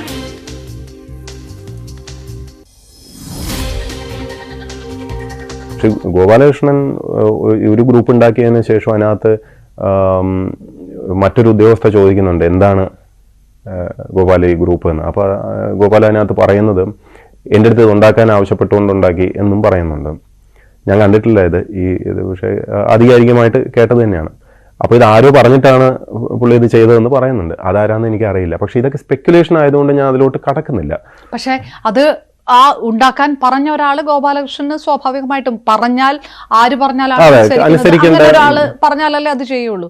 അത് ഡോക്ടർ ജയതിലക് ആകാം വേണമെങ്കിൽ. അങ്ങനെ ഒരു സ്പെക്കുലേറ്റ് ചെയ്യുന്നത് ശരിയല്ല. പക്ഷേ ഇതൊക്കെ കാണുന്ന ഒരു സാമാന്യ ബുദ്ധിയുള്ള ഒരു വ്യക്തി ഇതൊക്കെ ആലോചിക്കും അല്ലേ? ഇതൊക്കെ ആലോചിക്കും. ഇതിലും വലിയ കാര്യങ്ങൾ ഉണ്ടാവും ആലോചിക്കാമല്ലോ. കാരണം അങ്ങനെയാണെങ്കിൽ മല്ലു വാട്സപ്പ് വിവാദത്തിൽ ഇപ്പോൾ ഒരാൾ മാത്രം സസ്പെൻഷൻ ആയിട്ടുള്ളൂ. മറുവശത്തെ കുറിച്ച് ആരും ചിന്തിക്കുന്നില്ല. മാത്രമല്ല, ഞാൻ വാട്സാപ്പ് ഗ്രൂപ്പ് എന്ന് ചിന്തിക്കുന്നതിനെക്കാട്ടിൽ ആ ഫോർമാറ്റ് ചെയ്യപ്പെട്ട ഫോൺ എന്നുള്ള രീതിയിൽ വേണം യഥാർത്ഥത്തിൽ ചിന്തിക്കാൻ. അതിനകത്ത് എന്തായിരുന്നു, ഇത്ര മറയ്ക്കാൻ എന്താണുള്ളത് എന്ന രീതിയിൽ ചിന്തിക്കണ്ടേ? ഒരു സാധാരണ ഗ്രൂപ്പ് ഉണ്ടാക്കിയാൽ ഇത്ര പാനിക്കാവേണ്ട കാര്യമുണ്ടോ? ഭരണഘടന നൽകുന്ന അഭിപ്രായ സ്വാതന്ത്ര്യം വിലക്കാൻ സ്റ്റേറ്റിന് കഴിയില്ലെന്നും N പ്രശാന്ത് IAS പറഞ്ഞു. സസ്പെൻഷനിൽ ആയ ശേഷവും ഉന്നത ഉദ്യോഗസ്ഥർക്കെതിരെ മാധ്യമങ്ങളിലൂടെ അഭിമുഖം നൽകിയതിന് ചാർജ് മെമ്മോ കിട്ടിയ ശേഷമായിരുന്നു ന്യൂസ് 18 Q18 പ്രശാന്തിന്റെ പ്രതികരണം.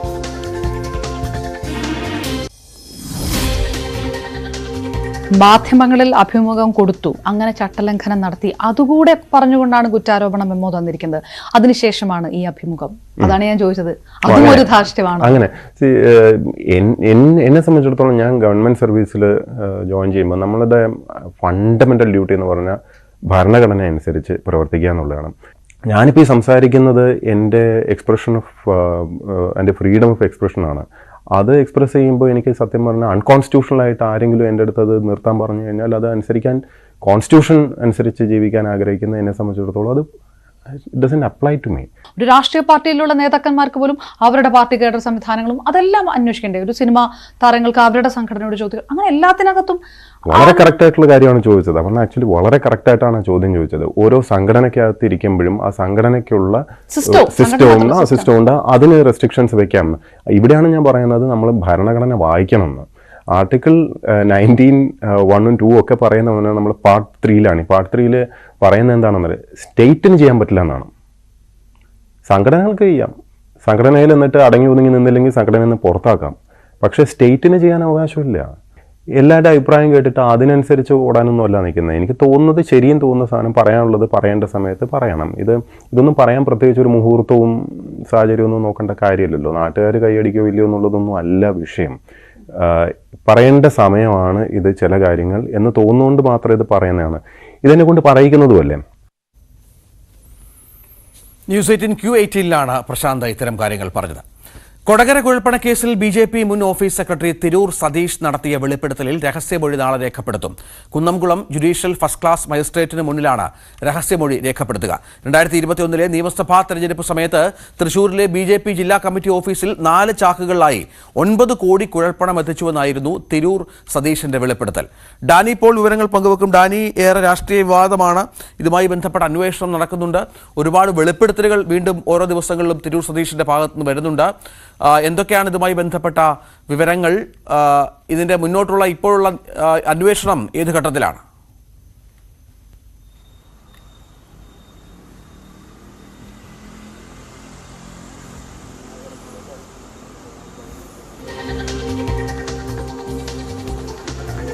കേൾക്കാമോ ഡാനി? കേൾക്കാമോ?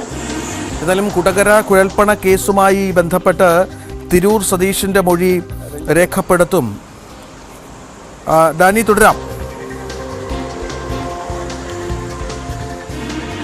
രഞ്ജിത്ത, നമുക്കറിയാം ഏറെ വിവാദമായ ഒരു സംഭവമായിരുന്നു ഈ വെളിപ്പെടുത്തൽ. ഉപതെരഞ്ഞെടുപ്പിലടക്കം വലിയ രീതിയിൽ ചർച്ച ചെയ്യപ്പെട്ടതാണ്. BJPക്കകത്തും BJPക്ക് പുറത്തും രാഷ്ട്രീയ കേരളവും വലിയ രീതിയിൽ അത് ചർച്ച ചെയ്തു. വലിയ പൊട്ടിത്തെറിയായിരുന്നു ഇതിന് ശേഷം ഉണ്ടായിരുന്നതെല്ലാം തന്നെ. എന്തായാലും ആ കേസിൽ അന്വേഷണം മുന്നോട്ട് പോകുന്നതിൻ്റെ ഭാഗമായിട്ടാണ് ഇപ്പോൾ ഇതിൻ്റെ ഒരു രഹസ്യമൊഴി രേഖപ്പെടുത്താനായിട്ട് തീരുമാനിച്ചിരിക്കുന്നത്. 164 പ്രകാരം രഹസ്യമൊഴി രേഖപ്പെടുത്തുമ്പോൾ അത് പിന്നീട് ആ മൊഴിയിൽ നിന്ന് മാറി നിൽക്കാനായിട്ട് സാധിക്കുകയില്ല. അതുകൊണ്ട് തന്നെയാണ് ഇതിൽ രഹസ്യമൊഴി രേഖപ്പെടുത്താനുള്ള നീക്കവുമായിട്ട് മുന്നോട്ട് പോകുന്നത്.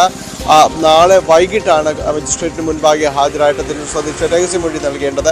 അദ്ദേഹത്തിൻ്റെ വെളിപ്പെടുത്തൽ പ്രകാരം നിയമസഭാ തെരഞ്ഞെടുപ്പ് ആ കാലത്ത് ചാക്കുകെട്ടുകളിലായിട്ട് ജില്ലാ കമ്മിറ്റി ഓഫീസ് BJPയുടെ ജില്ലാ കമ്മിറ്റി ഓഫീസിൽ പണം എത്തിച്ചു എന്നാണ് പറയുന്നത്. ഏതാണ്ട് 9 കോടിയോളം രൂപ ഇവിടെ എത്തിച്ചു എന്നാണ് പറയുന്നത്. അതിൽ ആ സമയം പിന്നീട് അവിടെ BJPയുടെ മുതിർന്ന സംസ്ഥാന അധ്യക്ഷനടക്കമുള്ളവരുമായിട്ട് ചില കൂടിക്കാഴ്ചകൾ നടന്നിട്ടുണ്ട് എന്നതടക്കമുള്ള കാര്യങ്ങൾ അദ്ദേഹം പറയുകയെല്ലാം തന്നെ ഉണ്ടായപ്പോൾ ഇതുമായി ബന്ധപ്പെട്ടുകൊണ്ടാണ് ഇപ്പോൾ പിന്നീട് അന്വേഷണം മുന്നോട്ട് പോവുകയും ചെയ്യുന്നത്. ഇതിൻ്റെ ഭാഗമായിട്ടാണ് ഈ കേസിൽ കുറച്ചുകൂടി അതിൽ ശക്തമായ രീതിയിൽ തന്നെ മുന്നോട്ട് പോകുന്നതിൻ്റെ ഭാഗമായിട്ടാണ് 164 നിയമപ്രകാരം ഇപ്പോൾ രഹസ്യമൊഴി രേഖപ്പെടുത്താനുള്ള തീരുമാനമുണ്ടായിരിക്കുന്നത്. അതിന് ഹാജരാകാനുള്ള നോട്ടീസ് അടക്കം അദ്ദേഹത്തിന് ലഭിച്ചു കഴിഞ്ഞിട്ടുണ്ട്. നാളെ വൈകിട്ട് 4 മണിക്ക് മജിസ്ട്രേറ്റിന് മുൻപാകെ ഹാജരായിട്ട് മൊഴി രേഖപ്പെടുത്താനാണ് ആവശ്യപ്പെട്ടിരിക്കുന്നത്. എന്തായാലും ആ കാര്യങ്ങളിലെല്ലാം തന്നെ അദ്ദേഹം ആ നിലപാടുമായിട്ട് തന്നെ മുന്നോട്ട് പോവുകയും ചെയ്യുകയാണ്. എന്തായാലും ഇക്കാര്യത്തിൽ രഹസ്യമൊഴി കൂടി രേഖപ്പെടുത്തുന്നതോടെ ഇനി അങ്ങോട്ട് ആ കേസ് അത് ഏത് രീതിയിലേക്ക് എന്നതെല്ലാം തന്നെയാണ് ഇന്ന് കാണുന്നത്. അതേസമയത്ത്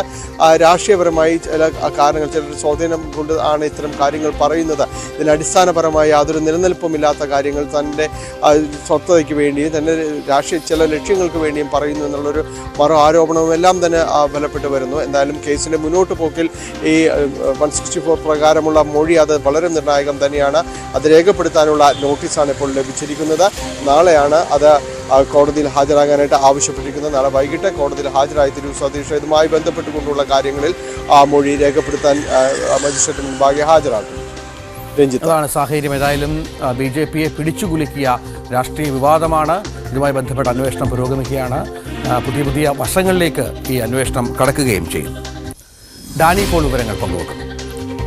മറ്റൊരു വാർത്തയിലേക്ക് പോകണം. നമുക്കറിയാം ഒരുപാട് തട്ടിപ്പുകൾ നടക്കുന്ന ഒരു കാലമാണ് ഇപ്പോൾ. ഏറ്റവും പുതിയ തട്ടിപ്പ് എന്ന് പറയുന്നത് കല്യാണ ക്ഷണക്കത്തിൻ്റെ രൂപത്തിലും വരുന്നു എന്നുള്ളതാണ്. പുത്തൻ ഡിജിറ്റൽ തട്ടിപ്പ് കല്യാണ ക്ഷണക്കത്തിൻ്റെ പേരിൽ അവതരിപ്പിക്കുകയാണ് ഹാക്കർമാർ. വാട്സപ്പിൽ കല്യാണ ക്ഷണക്കത്ത് എന്ന വ്യാജേന വരുന്ന മെസ്സേജ് വഴിയാണ് ഹാക്കിംഗ്. ഇത്തരം തട്ടിപ്പുകൾക്കെതിരെ ജാഗ്രത പുലർത്തണമെന്ന് പോലീസ് അറിയിച്ചു. ഇന്ത്യയിൽ കല്യാണ സീസൺ ആരംഭിച്ചതോടെയാണ് പുതിയ തട്ടിപ്പുമായി ഹാക്കർമാർ രംഗത്തെത്തിയിരിക്കുന്നത്. വാട്സാപ്പിൽ അജ്ഞാത നമ്പറിൽ നിന്നും കല്യാണ ക്ഷണക്കത്തെന്ന വ്യാജേന വരുന്ന മെസ്സേജ് വഴിയാണ് തട്ടിപ്പ്. പ്രത്യക്ഷത്തിൽ ഇതിൽ പ്രശ്നമൊന്നും തോന്നിയില്ലെങ്കിലും ഈ ഫയൽ ഡൗൺലോഡ് ചെയ്യുന്നത് വഴി മൊബൈൽ ഹാക്ക് ആവും. ഇതുവഴി ഫോണിൽ സൂക്ഷിച്ചിരിക്കുന്ന ബാങ്കിംഗ് വിവരങ്ങൾ തട്ടിപ്പുകാർക്ക് എളുപ്പത്തിൽ ലഭ്യമാവും. നിമിഷ നേരം കൊണ്ട് പിൻ ഉൾപ്പെടെയുള്ള സുപ്രധാന വിവരങ്ങൾ കവർന്നെടുക്കാനും സാധിക്കും.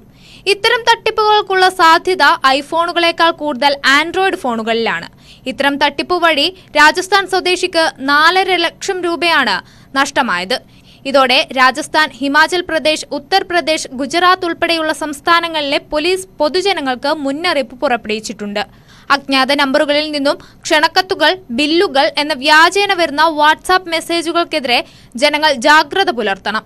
മാൽവെയർ പ്രൊട്ടക്ഷൻ ആപ്പുകൾ ഉപയോഗിക്കുന്നത് വഴി ഇത്തരം തട്ടിപ്പുകൾ ഒരു പരിധിവരെ തടയാനാകും. News desk, news 18. UP സ്വദേശി കാശിഷ് മുകേഷ് അരങ്ങിലും താരമാണ്. കാസർഗോഡ് അജാനൂർ പഞ്ചായത്ത് സംഘടിപ്പിച്ച കേരളോത്സവ നാടക മത്സരത്തിൽ ഈ ഉത്തരേന്ത്യക്കാരിയുടെ മലയാള ഡയലോഗുകൾ പ്രേക്ഷക ശ്രദ്ധ പിടിച്ചുപറ്റി. നാടകത്തട്ടിലെ കണ്ണു നിറഞ്ഞുള്ള ഡയലോഗുകൾ കാശിഷിന് പുതുമയുള്ളതല്ല. ഉത്തർപ്രദേശുകാരിയായ കാശിഷ് നല്ല മലയാളത്തിൽ ഡയലോഗ് പറയുന്നത് കേട്ടാൽ ആർക്കും അത്ഭുതം തോന്നും.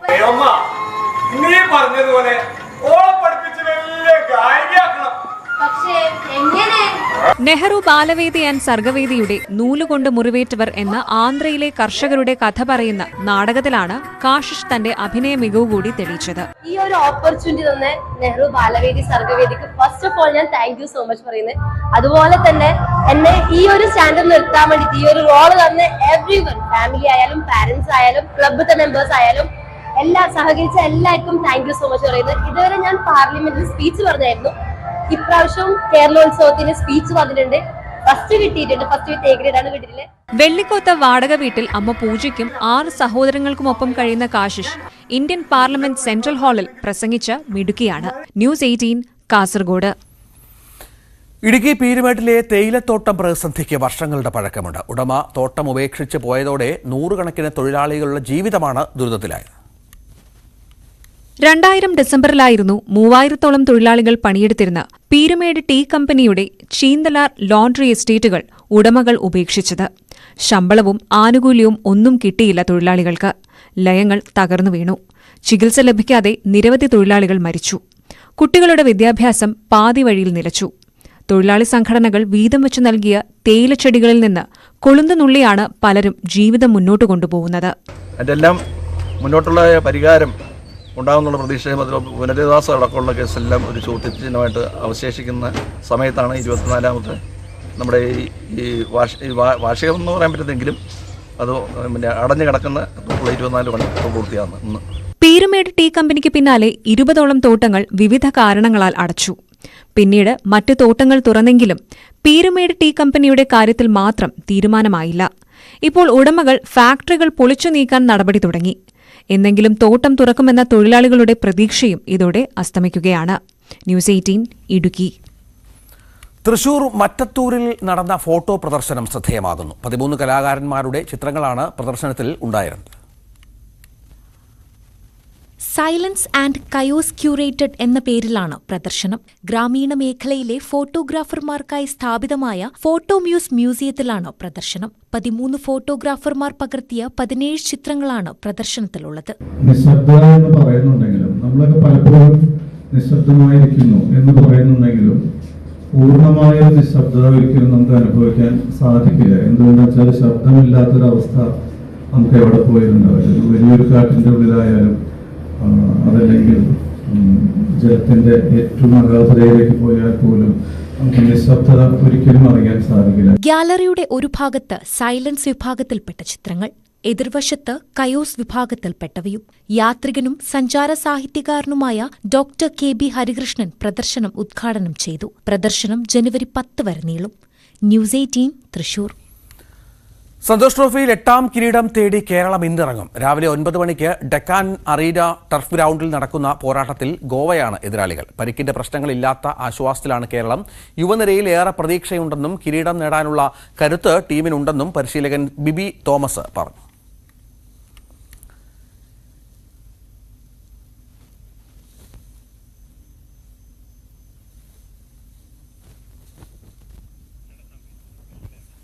നമുക്ക് ന്യൂസ് 18 സ്പെഷ്യൽ ഡേയിലേക്ക് പോകാം. ഇന്ന് നമ്മുടെ ഒരുപാട് പ്രേക്ഷകരുടെ വിശേഷപ്പെട്ട ദിവസങ്ങളാണ്. അതിൽ ആദ്യത്തേത് മുക്കുത്തല സ്വദേശി ചക്രു വീട്ടിൽ അനിൽ ഇന്ന് പിറന്നാൾ ആഘോഷിക്കുകയാണ്.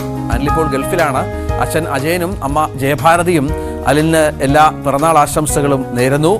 പ്രവാസ ജീവിതത്തിൽ ഒരു നല്ല ദിവസം, എല്ലാ ദിവസവും നല്ലതായിക്കോട്ടെ. ഇന്ന് ഒരു സ്പെഷ്യൽ ഡേ ആയിക്കോട്ടെ. അടിച്ചു പൊളിച്ച് പിറന്നാൾ ആഘോഷിക്കുക. Happy birthday Anil.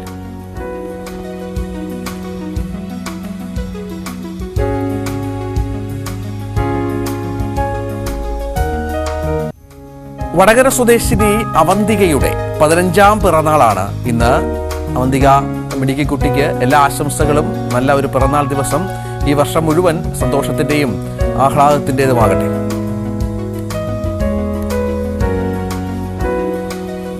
ഇത്തരത്തിൽ ന്യൂസ് 18 പ്രേക്ഷകർക്ക് തങ്ങളുടെ പ്രിയപ്പെട്ടവരുടെ വിശേഷപ്പെട്ട ദിവസങ്ങൾ ആഘോഷിക്കാം. വാട്സപ്പ് ചെയ്യേണ്ട ഫോർമാറ്റ് സ്പെഷ്യൽ ഡേ, പേര്, ഡേറ്റ്, ഫോൺ നമ്പർ, പിന്നെ വിശേഷപ്പെട്ട ദിവസം. അതായത് വാട്സപ്പ് നമ്പർ 9346975748.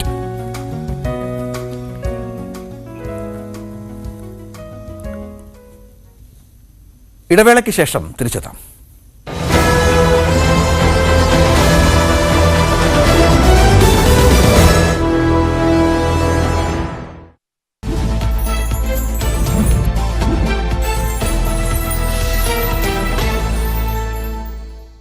നമസ്കാരം, ഫാസ്റ്റ് ന്യൂസിലേക്ക് സ്വാഗതം. ക്രിസ്മസ് പരീക്ഷാ ചോദ്യപേപ്പർ യൂട്യൂബ് വഴി ചോർന്നതിൽ വിശദമായ അന്വേഷണം ആവശ്യപ്പെട്ട് പൊതുവിദ്യാഭ്യാസ ഡയറക്ടർ പോലീസിന് പരാതി നൽകും. SSLC ഇംഗ്ലീഷ് +1 ഗണിതം പരീക്ഷകളുടെ ചോദ്യപേപ്പറുകളാണ് പരീക്ഷയ്ക്ക് മുമ്പ് യൂട്യൂബ് ചാനലിലടക്കം വന്നത്.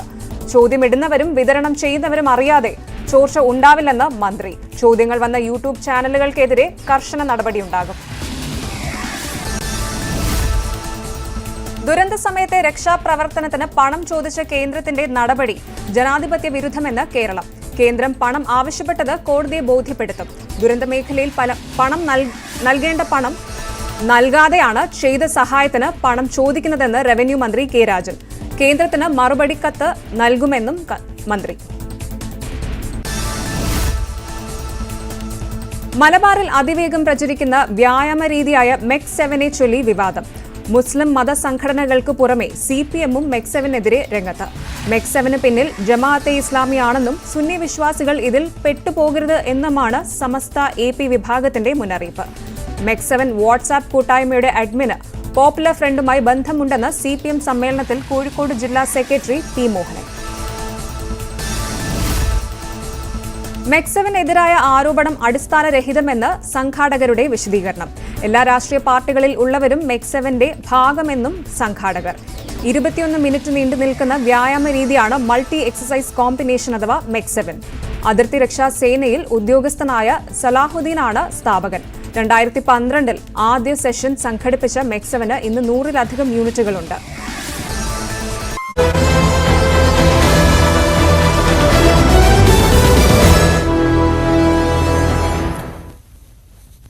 ഇന്ത്യ ഓസ്ട്രേലിയ ഗാബ ടെസ്റ്റിൽ ഇന്ന് 2ാം ദിവസമാണ്. ഇന്നലെ നമുക്കറിയാം ശക്തമായ മഴയായിരുന്നു. മഴയിൽ ആദ്യ ദിനം പൂർണ്ണമായും അല്ലെങ്കിൽ പോലും ഏതാണ്ട് 80% മുങ്ങി. 13 ഓവർ മാത്രമാണ്, 13.2 ഓവർ മാത്രമാണ് എറിയാൻ സാധിച്ചത്. പക്ഷേ അപ്പോഴേക്ക് ബുംറ 28 റൺസിന് 2 വിക്കറ്റ് ബുംറയ്ക്ക് ലഭിച്ചിരുന്നു. ഇന്ന് മഴ ഭീഷണി നിലനിൽക്കുമ്പോഴും ഇപ്പോൾ മത്സരം ആരംഭിച്ചു എന്നുള്ള വിവരം കൂടി ലഭ്യമാകുന്നുണ്ട്. അതിൽ നമുക്ക് ഇപ്പോൾ 3 വിക്കറ്റ് നഷ്ടപ്പെട്ടു. 104 റൺസ് എന്ന നിലയിലാണ് ഏറ്റവും പുതിയ സ്കോർ നില. MS ഹരികൃഷ്ണൻ ചേരുന്നു. ഹരി, 28 റൺസ് 2 വിക്കറ്റ് പോയ ടീമാണ്. ഇപ്പോൾ അല്പമൊന്ന് പിടിച്ചു നിൽക്കുന്നുണ്ടോ? എന്താണ്, 1 വിക്കറ്റ് മാത്രമാണ് നഷ്ടമായത്. ഇന്നലത്തെ മൂർച്ച നമ്മുടെ പേസ് ബൗളിംഗിന് ഇല്ല എന്നുള്ളതാണോ? തീർച്ചയായും അങ്ങനെ തന്നെ പറയാം. കാരണം 2 വിക്കറ്റ് നഷ്ടത്തിൽ 28-ൽ നിന്നും 3 വിക്കറ്റ് നഷ്ടത്തിൽ 104 എന്ന നിലയിൽ നിന്നാണ് ലഞ്ചിലേക്ക് ഇന്ത്യയും ഓസ്ട്രേലിയയും പിരിയുന്നത്. അപ്പോൾ ഇന്ന് മഴയുടെ സാന്നിധ്യം കൂടെ കണക്കിലെടുത്തുകൊണ്ടൊരു സാഹചര്യമാണ്. ഗാബ ടെസ്റ്റിൽ പ്രത്യേകിച്ച് പിച്ചിൽ നമ്മൾ എടുത്തു നോക്കുകയാണെങ്കിൽ ഒരു ഗ്രീൻ പിച്ച് തന്നെയാണ്. അപ്പോൾ പേസർമാർക്ക് ഏറ്റവും കൂടുതൽ അനുകൂലമാകുന്ന ഒരു സാഹചര്യമാണ് ഉണ്ടാവേണ്ടത്. ജസ്പ്രീത് ബുംറ 2 വിക്കറ്റ് എടുക്കുകയും ചെയ്തു. അതിനിടയിൽ മുഹമ്മദ് സിറാജിന് പരിക്കേൽക്കുകയും പിന്നീട് തിരിച്ച് ഗ്രൗണ്ടിലേക്ക് വന്നെങ്കിൽ പോലും ചെറിയൊരു ആശങ്ക ഇന്ത്യൻ ടീമിനെ സംബന്ധിച്ചിടത്തോളം ഉണ്ടായിരുന്നെങ്കിൽ പോലും സിറാജ് ഗ്രൗണ്ടിലേക്ക് തിരിച്ചെത്തിയത് ഒരു ആശ്വാസകരമായ കാര്യം തന്നെയാണ്. പക്ഷെ നിലവിൽ ഇപ്പോൾ സ്റ്റീവൻ സ്മിത്തും ട്രാവിസ് ഹെഡും 20 റൺസുമായി ട്രാവിസ് ഹെഡും 25 റൺസുമായി സ്റ്റീവൻ സ്മിത്തുമാണ് ക്രീസിൽ നിലവിൽ നിൽക്കുന്നത്. അപ്പോൾ ആ ഒരു സാഹചര്യത്തിൽ ഒരു മികച്ച പാർട്ണർഷിപ്പ് തന്നെയാണ് ഇരുവരും പടുത്തുയർത്തുന്ന സാഹചര്യമുള്ളത്. അപ്പോൾ ഈ ടെസ്റ്റും വളരെ നിർണായകം തന്നെയാണ് ഇന്ത്യക്കും ഓസ്ട്രേലിയയെ സംബന്ധിച്ചിടത്തോളം. കാരണം 1-1 സമനിലയിൽ നിൽക്കുകയാണ്. അപ്പോൾ ആ ഒരു സാഹചര്യത്തിൽ ഈ 3-ാം ടെസ്റ്റ് അതീവ നിർണായകമാണ്. വേൾഡ് ടെസ്റ്റ് ചാമ്പ്യൻഷിപ്പിലേക്ക് കടക്കുമ്പോഴും ഈ ഒരു ടെസ്റ്റ്, ഈ 3-ാമത്തെ ടെസ്റ്റ് ഗാബ ടെസ്റ്റ് പ്രത്യേകിച്ച് ഇരു ടീമുകൾക്കും നിർണായകമാവുന്ന ഘട്ടവും കൂടിയാണ് ഉള്ളത്. അപ്പോൾ ഇന്ത്യ ഓസ്ട്രേലിയയെ ബാറ്റിങ്ങിന് അയക്കുന്ന ഒരു സാഹചര്യമാണ് ടോസ് നേടിയ ശേഷം ഇന്ത്യൻ ക്യാപ്റ്റൻ രോഹിത് ശർമ്മ തീരുമാനിക്കുന്നത്. അപ്പോൾ ആ ഒരു സാഹചര്യത്തിൽ പേസ് ബോളർമാർക്ക് ഏറ്റവും കൂടുതൽ അനുകൂല ഒരു സാഹചര്യത്തിൽ തന്നെയാണ് രോഹിത് ശർമ്മ തീരുമാനം എടുക്കുകയും ചെയ്തത്. തുടക്കവും നല്ല രീതിയിലായിരുന്നു. പക്ഷേ ഈ ഒരു പാർട്ണർഷിപ്പ് എത്രയും പെട്ടെന്ന് പൊളിക്കുക എന്നുള്ളത് തന്നെയായിരിക്കും ഇന്ത്യൻ ബൗളിംഗ് നിരയെ സംബന്ധിച്ചിടത്തോളം വളരെ പ്രധാനപ്പെട്ട ഒരു കാര്യം. കാരണം രണ്ടാം ദിനം ലഞ്ചിലേക്ക് പിരിയുമ്പോൾ 104 റൺസ് എന്ന നിലയിൽ ഓസ്ട്രേലിയ നിൽക്കുമ്പോൾ ഈ ഒരു പാർട്ണർഷിപ്പ് പ്രത്യേകിച്ച് ഇന്നത്തെ ദിവസം ഓസ്ട്രേലിയക്ക് കടക്കാൻ സാധിച്ചാൽ അത് ഇന്ത്യയെ സംബന്ധിച്ചിടത്തോളം വലിയൊരു വെല്ലുവിളി തന്നെ ആയിരിക്കും. ഒരു 5 വിക്കറ്റ് 6 വിക്കറ്റ് നഷ്ടത്തിൽ ഓസ്ട്രേലിയക്ക് ഈ ദിവസം കടക്കാൻ സാധിച്ചാൽ അത് ഓസ്ട്രേലിയക്ക് തന്നെയായിരിക്കാം മേൽക്കൈക്ക് മാറുന്ന ഒരു സാഹചര്യവും കൂടി നിലവിലുള്ളത്. മാത്രമല്ല ഏറ്റവും കൂടുതൽ ഇന്ത്യയെ വലയ്ക്കുന്നത് ഇന്ത്യൻ സ്റ്റാർ ബാറ്റർമാരുടെ ഫോം ഇല്ലായ്മയാണ്. പ്രത്യേകിച്ച് വിരാട് കോഹ്ലി ആയിക്കോട്ടെ, രോഹിത് ശർമ്മ ആയിക്കോട്ടെ, ഇതുപോലുള്ള പ്രധാനപ്പെട്ട താരങ്ങൾ ഫോം ഇല്ലാതെയായി മാറുന്നത് ഇന്ത്യൻ ടീമിനൊരു തലവേദനയായി മാറുന്നു. പ്രത്യേകിച്ച് ഓവർസീസിൽ പോയി കളിക്കുന്ന ഒരു സാഹചര്യത്തിൽ ഏറ്റവും പ്രധാനപ്പെട്ട സ്റ്റാർ പ്ലെയേഴ്സാണ് നമ്മൾ ഉറ്റുനോക്കുന്നത്. ആ ഒരു മറ്റ് പിച്ചുകളിൽ അവർക്കുണ്ടാവുന്ന എക്സ്പീരിയൻസുകൾ തന്നെയായിരിക്കാം മറ്റുള്ള ക്യാമ്പയിനേഴ്സിനെ സംബന്ധിച്ചിടത്തോളം. ഇപ്പോൾ നിതീഷ് കുമാർ റെഡ്ഡിയെ പോലുള്ള താരങ്ങൾ തന്നെയാണ് ഇന്ത്യക്ക് ഏറ്റവും കൂടുതൽ മുന്നോട്ട് വന്നിട്ടുള്ളത് ഈ കഴിഞ്ഞ 2 ടെസ്റ്റ് മത്സരങ്ങളിൽ പോലും. നിതീഷ് കുമാർ റെഡ്ഡിക്ക് ഓസ്ട്രേലിയൻ പിച്ചുകളിലും വലിയ പരിചയ സമ്പന്നതയില്ല. പക്ഷേ എന്നാൽ പോലും ടീമിന് ആവശ്യമായ ഘട്ടത്തിൽ അദ്ദേഹം ഇറങ്ങുന്നു. പ്രധാനപ്പെട്ട സ്റ്റാർ പ്ലെയേഴ്സ് ഇന്ത്യക്ക് മങ്ങുന്നൊരു കാഴ്ച നിലവിലുണ്ടാകുന്നു. ഇതെല്ലാം തന്നെയാണ് ഈ ടെസ്റ്റിൽ സംബന്ധിച്ചിടത്തോളം ഒരു തിരിച്ചടിയായി മാറുന്നത്. ഹരികൃഷ്ണനാണ് വിവരങ്ങൾ പങ്കുവച്ചുകൊണ്ടിരിക്കുന്നത്. ഇന്ന് ടെസ്റ്റ് 2ാം ദിവസമാണ്. ഇപ്പോൾ തുടക്കത്തിൽ 1 വിക്കറ്റ് നഷ്ടമായി എങ്കിൽ പോലും ഒന്ന് പിടിച്ചു കയറുന്നു ഓസ്ട്രേലിയ എന്ന് വേണം മനസ്സിലാക്കാൻ. നമുക്കിനി ഇന്നത്തെ പ്രധാന സംഭവവികാസങ്ങൾ, ഇന്ന് സംഭവിക്കാനിരിക്കുന്ന പ്രധാന കാര്യങ്ങളിലേക്ക് പോകണം. ഇന്ന് ഇത് സംഭവിക്കും.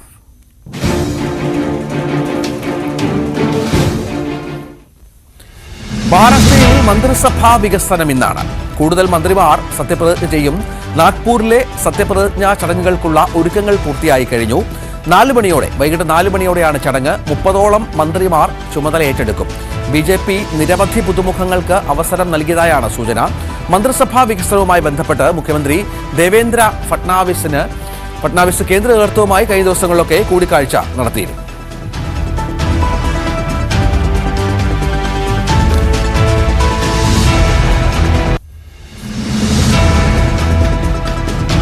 മൂന്ന് ദിവസത്തെ ഔദ്യോഗിക സന്ദർശനത്തിനായി ശ്രീലങ്കൻ പ്രസിഡന്റ് അനുരാ കുമാര ദിസ നായക ഇന്നെത്തും. നാളെ ഉച്ചയ്ക്ക് 12 മണിക്ക് ഹൈദരാബാദ് ഹൗസിലാണ് പ്രധാനമന്ത്രിയുമായുള്ള കൂടിക്കാഴ്ച. രാത്രി 7-ന് ദ്രൗപദി മുർമുമായി ചർച്ചയുണ്ട്.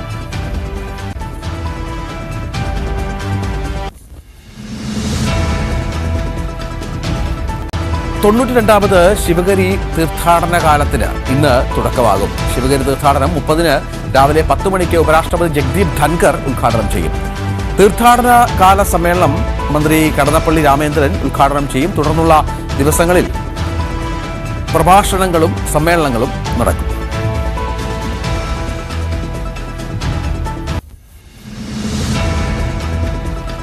ഇന്ന് ചലച്ചിത്രമേളയുടെ 3ാം ദിവസമാണ്. പ്രേക്ഷകരെ കാത്തിരിക്കുന്ന 67 വ്യത്യസ്തമായ ചിത്രങ്ങളാണ്. ലൈഫ് ടൈം അച്ചീവ്മെന്റ് അവാർഡ് നേടിയ ആൻ ഹുയിയുമായി സരസ്വതി നാഗരായ് നടത്തുന്ന സംഭാഷണവും ഇന്നാണ്. നിള തിയേറ്ററിൽ ഉച്ചയ്ക്ക് 2:30 മുതൽ 3:30 വരെയാണ് പരിപാടി. ഫെസ്റ്റിവൽ ഫേവറിറ്റ്സ് വിഭാഗത്തിൽ ജാക്കോസ് ഓഡിയന്റെ എമിലിയ പെരസും ഇന്ന് പ്രദർശിപ്പിക്കും.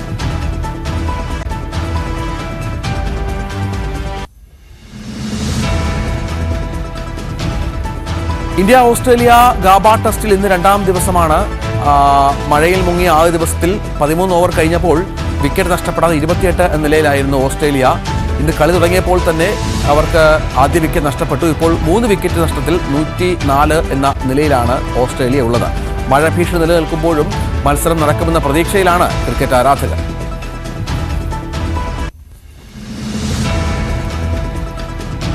സന്തോഷ് ട്രോഫിയിൽ 8ാം കിരീടം തേടി കേരളം ഇന്ന് ഇറങ്ങുകയാണ്. രാവിലെ അല്പസമയത്തിനകം 9 മണിക്ക് ഡെക്കാൻ അരീന ടർഫ് ഗ്രൗണ്ടിൽ നടക്കുന്ന പോരാട്ടത്തിൽ ഗോവയാണ് കേരളത്തിന്റെ എതിരാളികൾ. പരിക്കിന്റെ പ്രശ്നങ്ങൾ ഇല്ലാത്ത ആശ്വാസത്തിലാണ് കേരളം.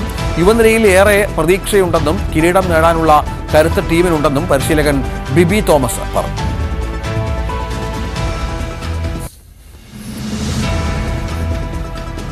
നമ്മുടെ നാട്ടിലെ റോഡുകൾ അപകടപാതകളോ ദേശീയ സംസ്ഥാന പാതകളിലെ അപകട തുരുത്തുകൾ തേടി ന്യൂസ് 18 വാർത്താ സംഘം ഇന്ന് അന്വേഷണം നടത്തുകയാണ്. പതിവ് അപകട മേഖലകളിൽ നിന്ന് തത്സമയമുണ്ടാകും. സമഗ്ര കവറേജ് രാവിലെ 10 മണി മുതൽ ന്യൂസ് 18 ചാനലിൽ കാണും.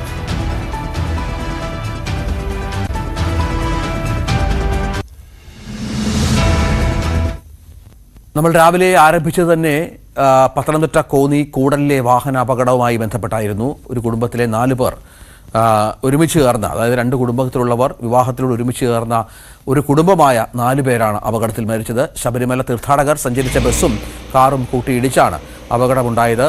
അമിത വേഗമുണ്ടായിരുന്നു. യാത്രക്കാർ ഉറങ്ങിപ്പോയതാണോ എന്ന് സംശയമുണ്ട്. അങ്ങനെ ഒരുപാട് സംശയങ്ങളുണ്ട്. കാർ യാത്രക്കാരായ മല്ലശ്ശേരി സ്വദേശികളാണ് മരിച്ചത്. ആന്ധ്രാപ്രദേശിൽ നിന്നുള്ള ശബരിമല തീർത്ഥാടകർ ബസ്സിലുണ്ടായിരുന്നു.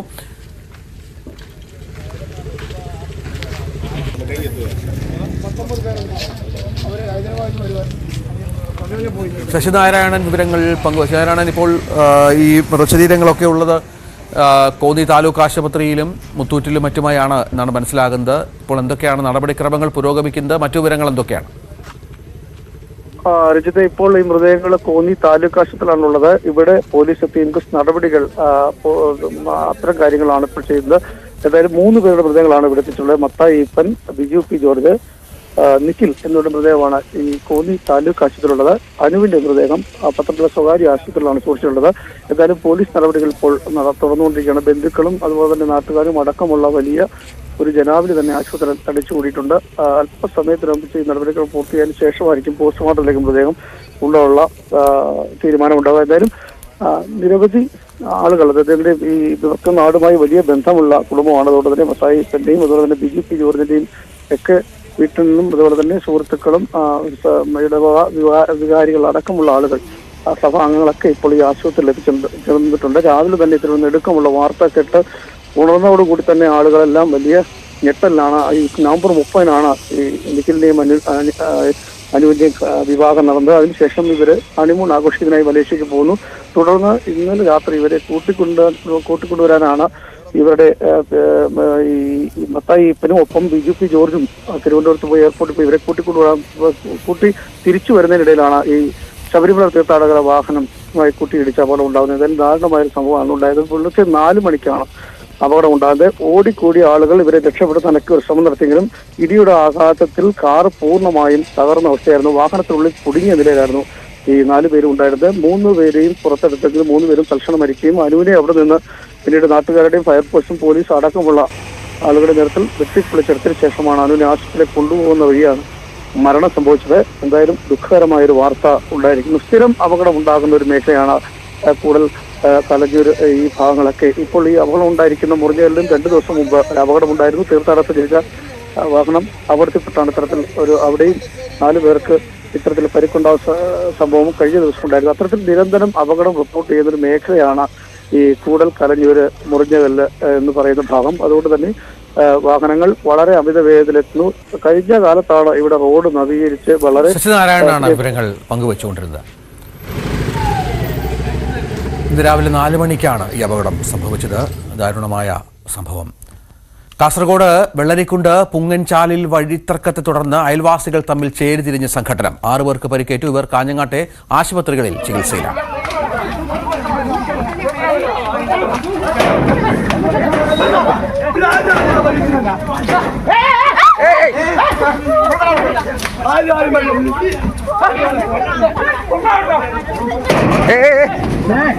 വേണ്ടാത്ത പണിക്കല്ലോ.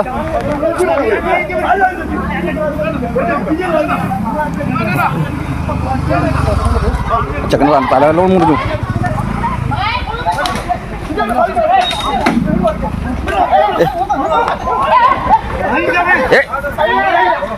എന്തെങ്കിലും എല്ലാം ആയി തീർക്കൊന്നും ഇടാം. സുമേട്ടാ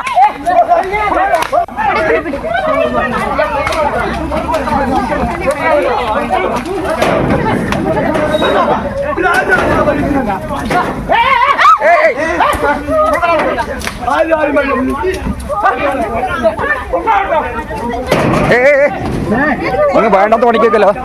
കെ വി ബൈജു വിവരങ്ങൾ പങ്കുവെക്കും. ബൈജു, വലിയ തല്ലും ബഹളവും കാണാം. എന്താണ് സംഭവിച്ചത്? രഞ്ജിത്തെ, വെള്ളരിക്കുണ്ട് പോലീസ് സ്റ്റേഷൻ പരിധിയിലെ പുങ്ങഞ്ചാൽ എന്ന് പറയുന്ന സ്ഥലത്താണ് ഈ സംഭവം നടന്നത്. ഇന്നലെ വൈകിട്ടോടെയായിരുന്നു സംഭവം. വഴി തർക്കത്തെ തുടർന്ന് അയൽവാസികൾ തമ്മിൽ ചേരി തിരിഞ്ഞ് ഏറ്റുമുട്ടുന്ന ഒരു സംഭവമായിരുന്നു. ആ ദൃശ്യങ്ങളാണ് പുറത്തു വന്നത്. 6 പേർക്ക് ഈ സംഭവത്തിൽ പരിക്കേറ്റിട്ടുണ്ട്.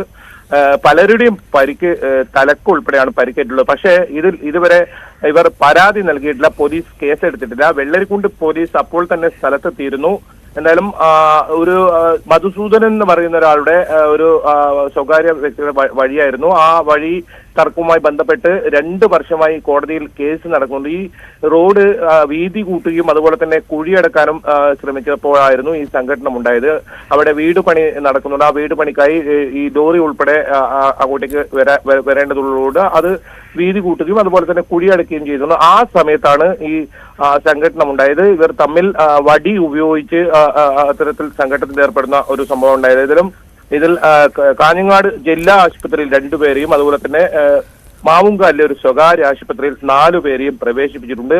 ഈ സംഭവത്തിൽ പോലീസിന് ഇതുവരെ പരാതി ലഭിച്ചിട്ടില്ല. പരാതി ലഭിച്ചാൽ കേസെടുക്കുമെന്നാണ് പോലീസ് പറയുന്നത്. സംഭവത്തെക്കുറിച്ച് പോലീസ് കൂടുതൽ അന്വേഷിച്ച് വരുന്നത്രേ. ഏതായാലും വഴിത്തർക്കവുമായി ബന്ധപ്പെട്ട ഒരു സംഘർഷം അത് ഒരു പിന്നീട് വലിയ തോതിൽ ഇത്തരത്തിൽ കൂട്ടത്തല്ലിലേക്ക് കലാശിക്കുകയായിരുന്നു. രഞ്ജിത്ത്, ശരി.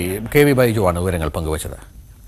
ഇനി നമുക്ക് രാവിലെയിൽ അജയും അനുശ്രീയും ചേർന്ന് അവതരിപ്പിക്കുന്ന ഇത് കണ്ടോ എന്ന പരിപാടി കാണാം.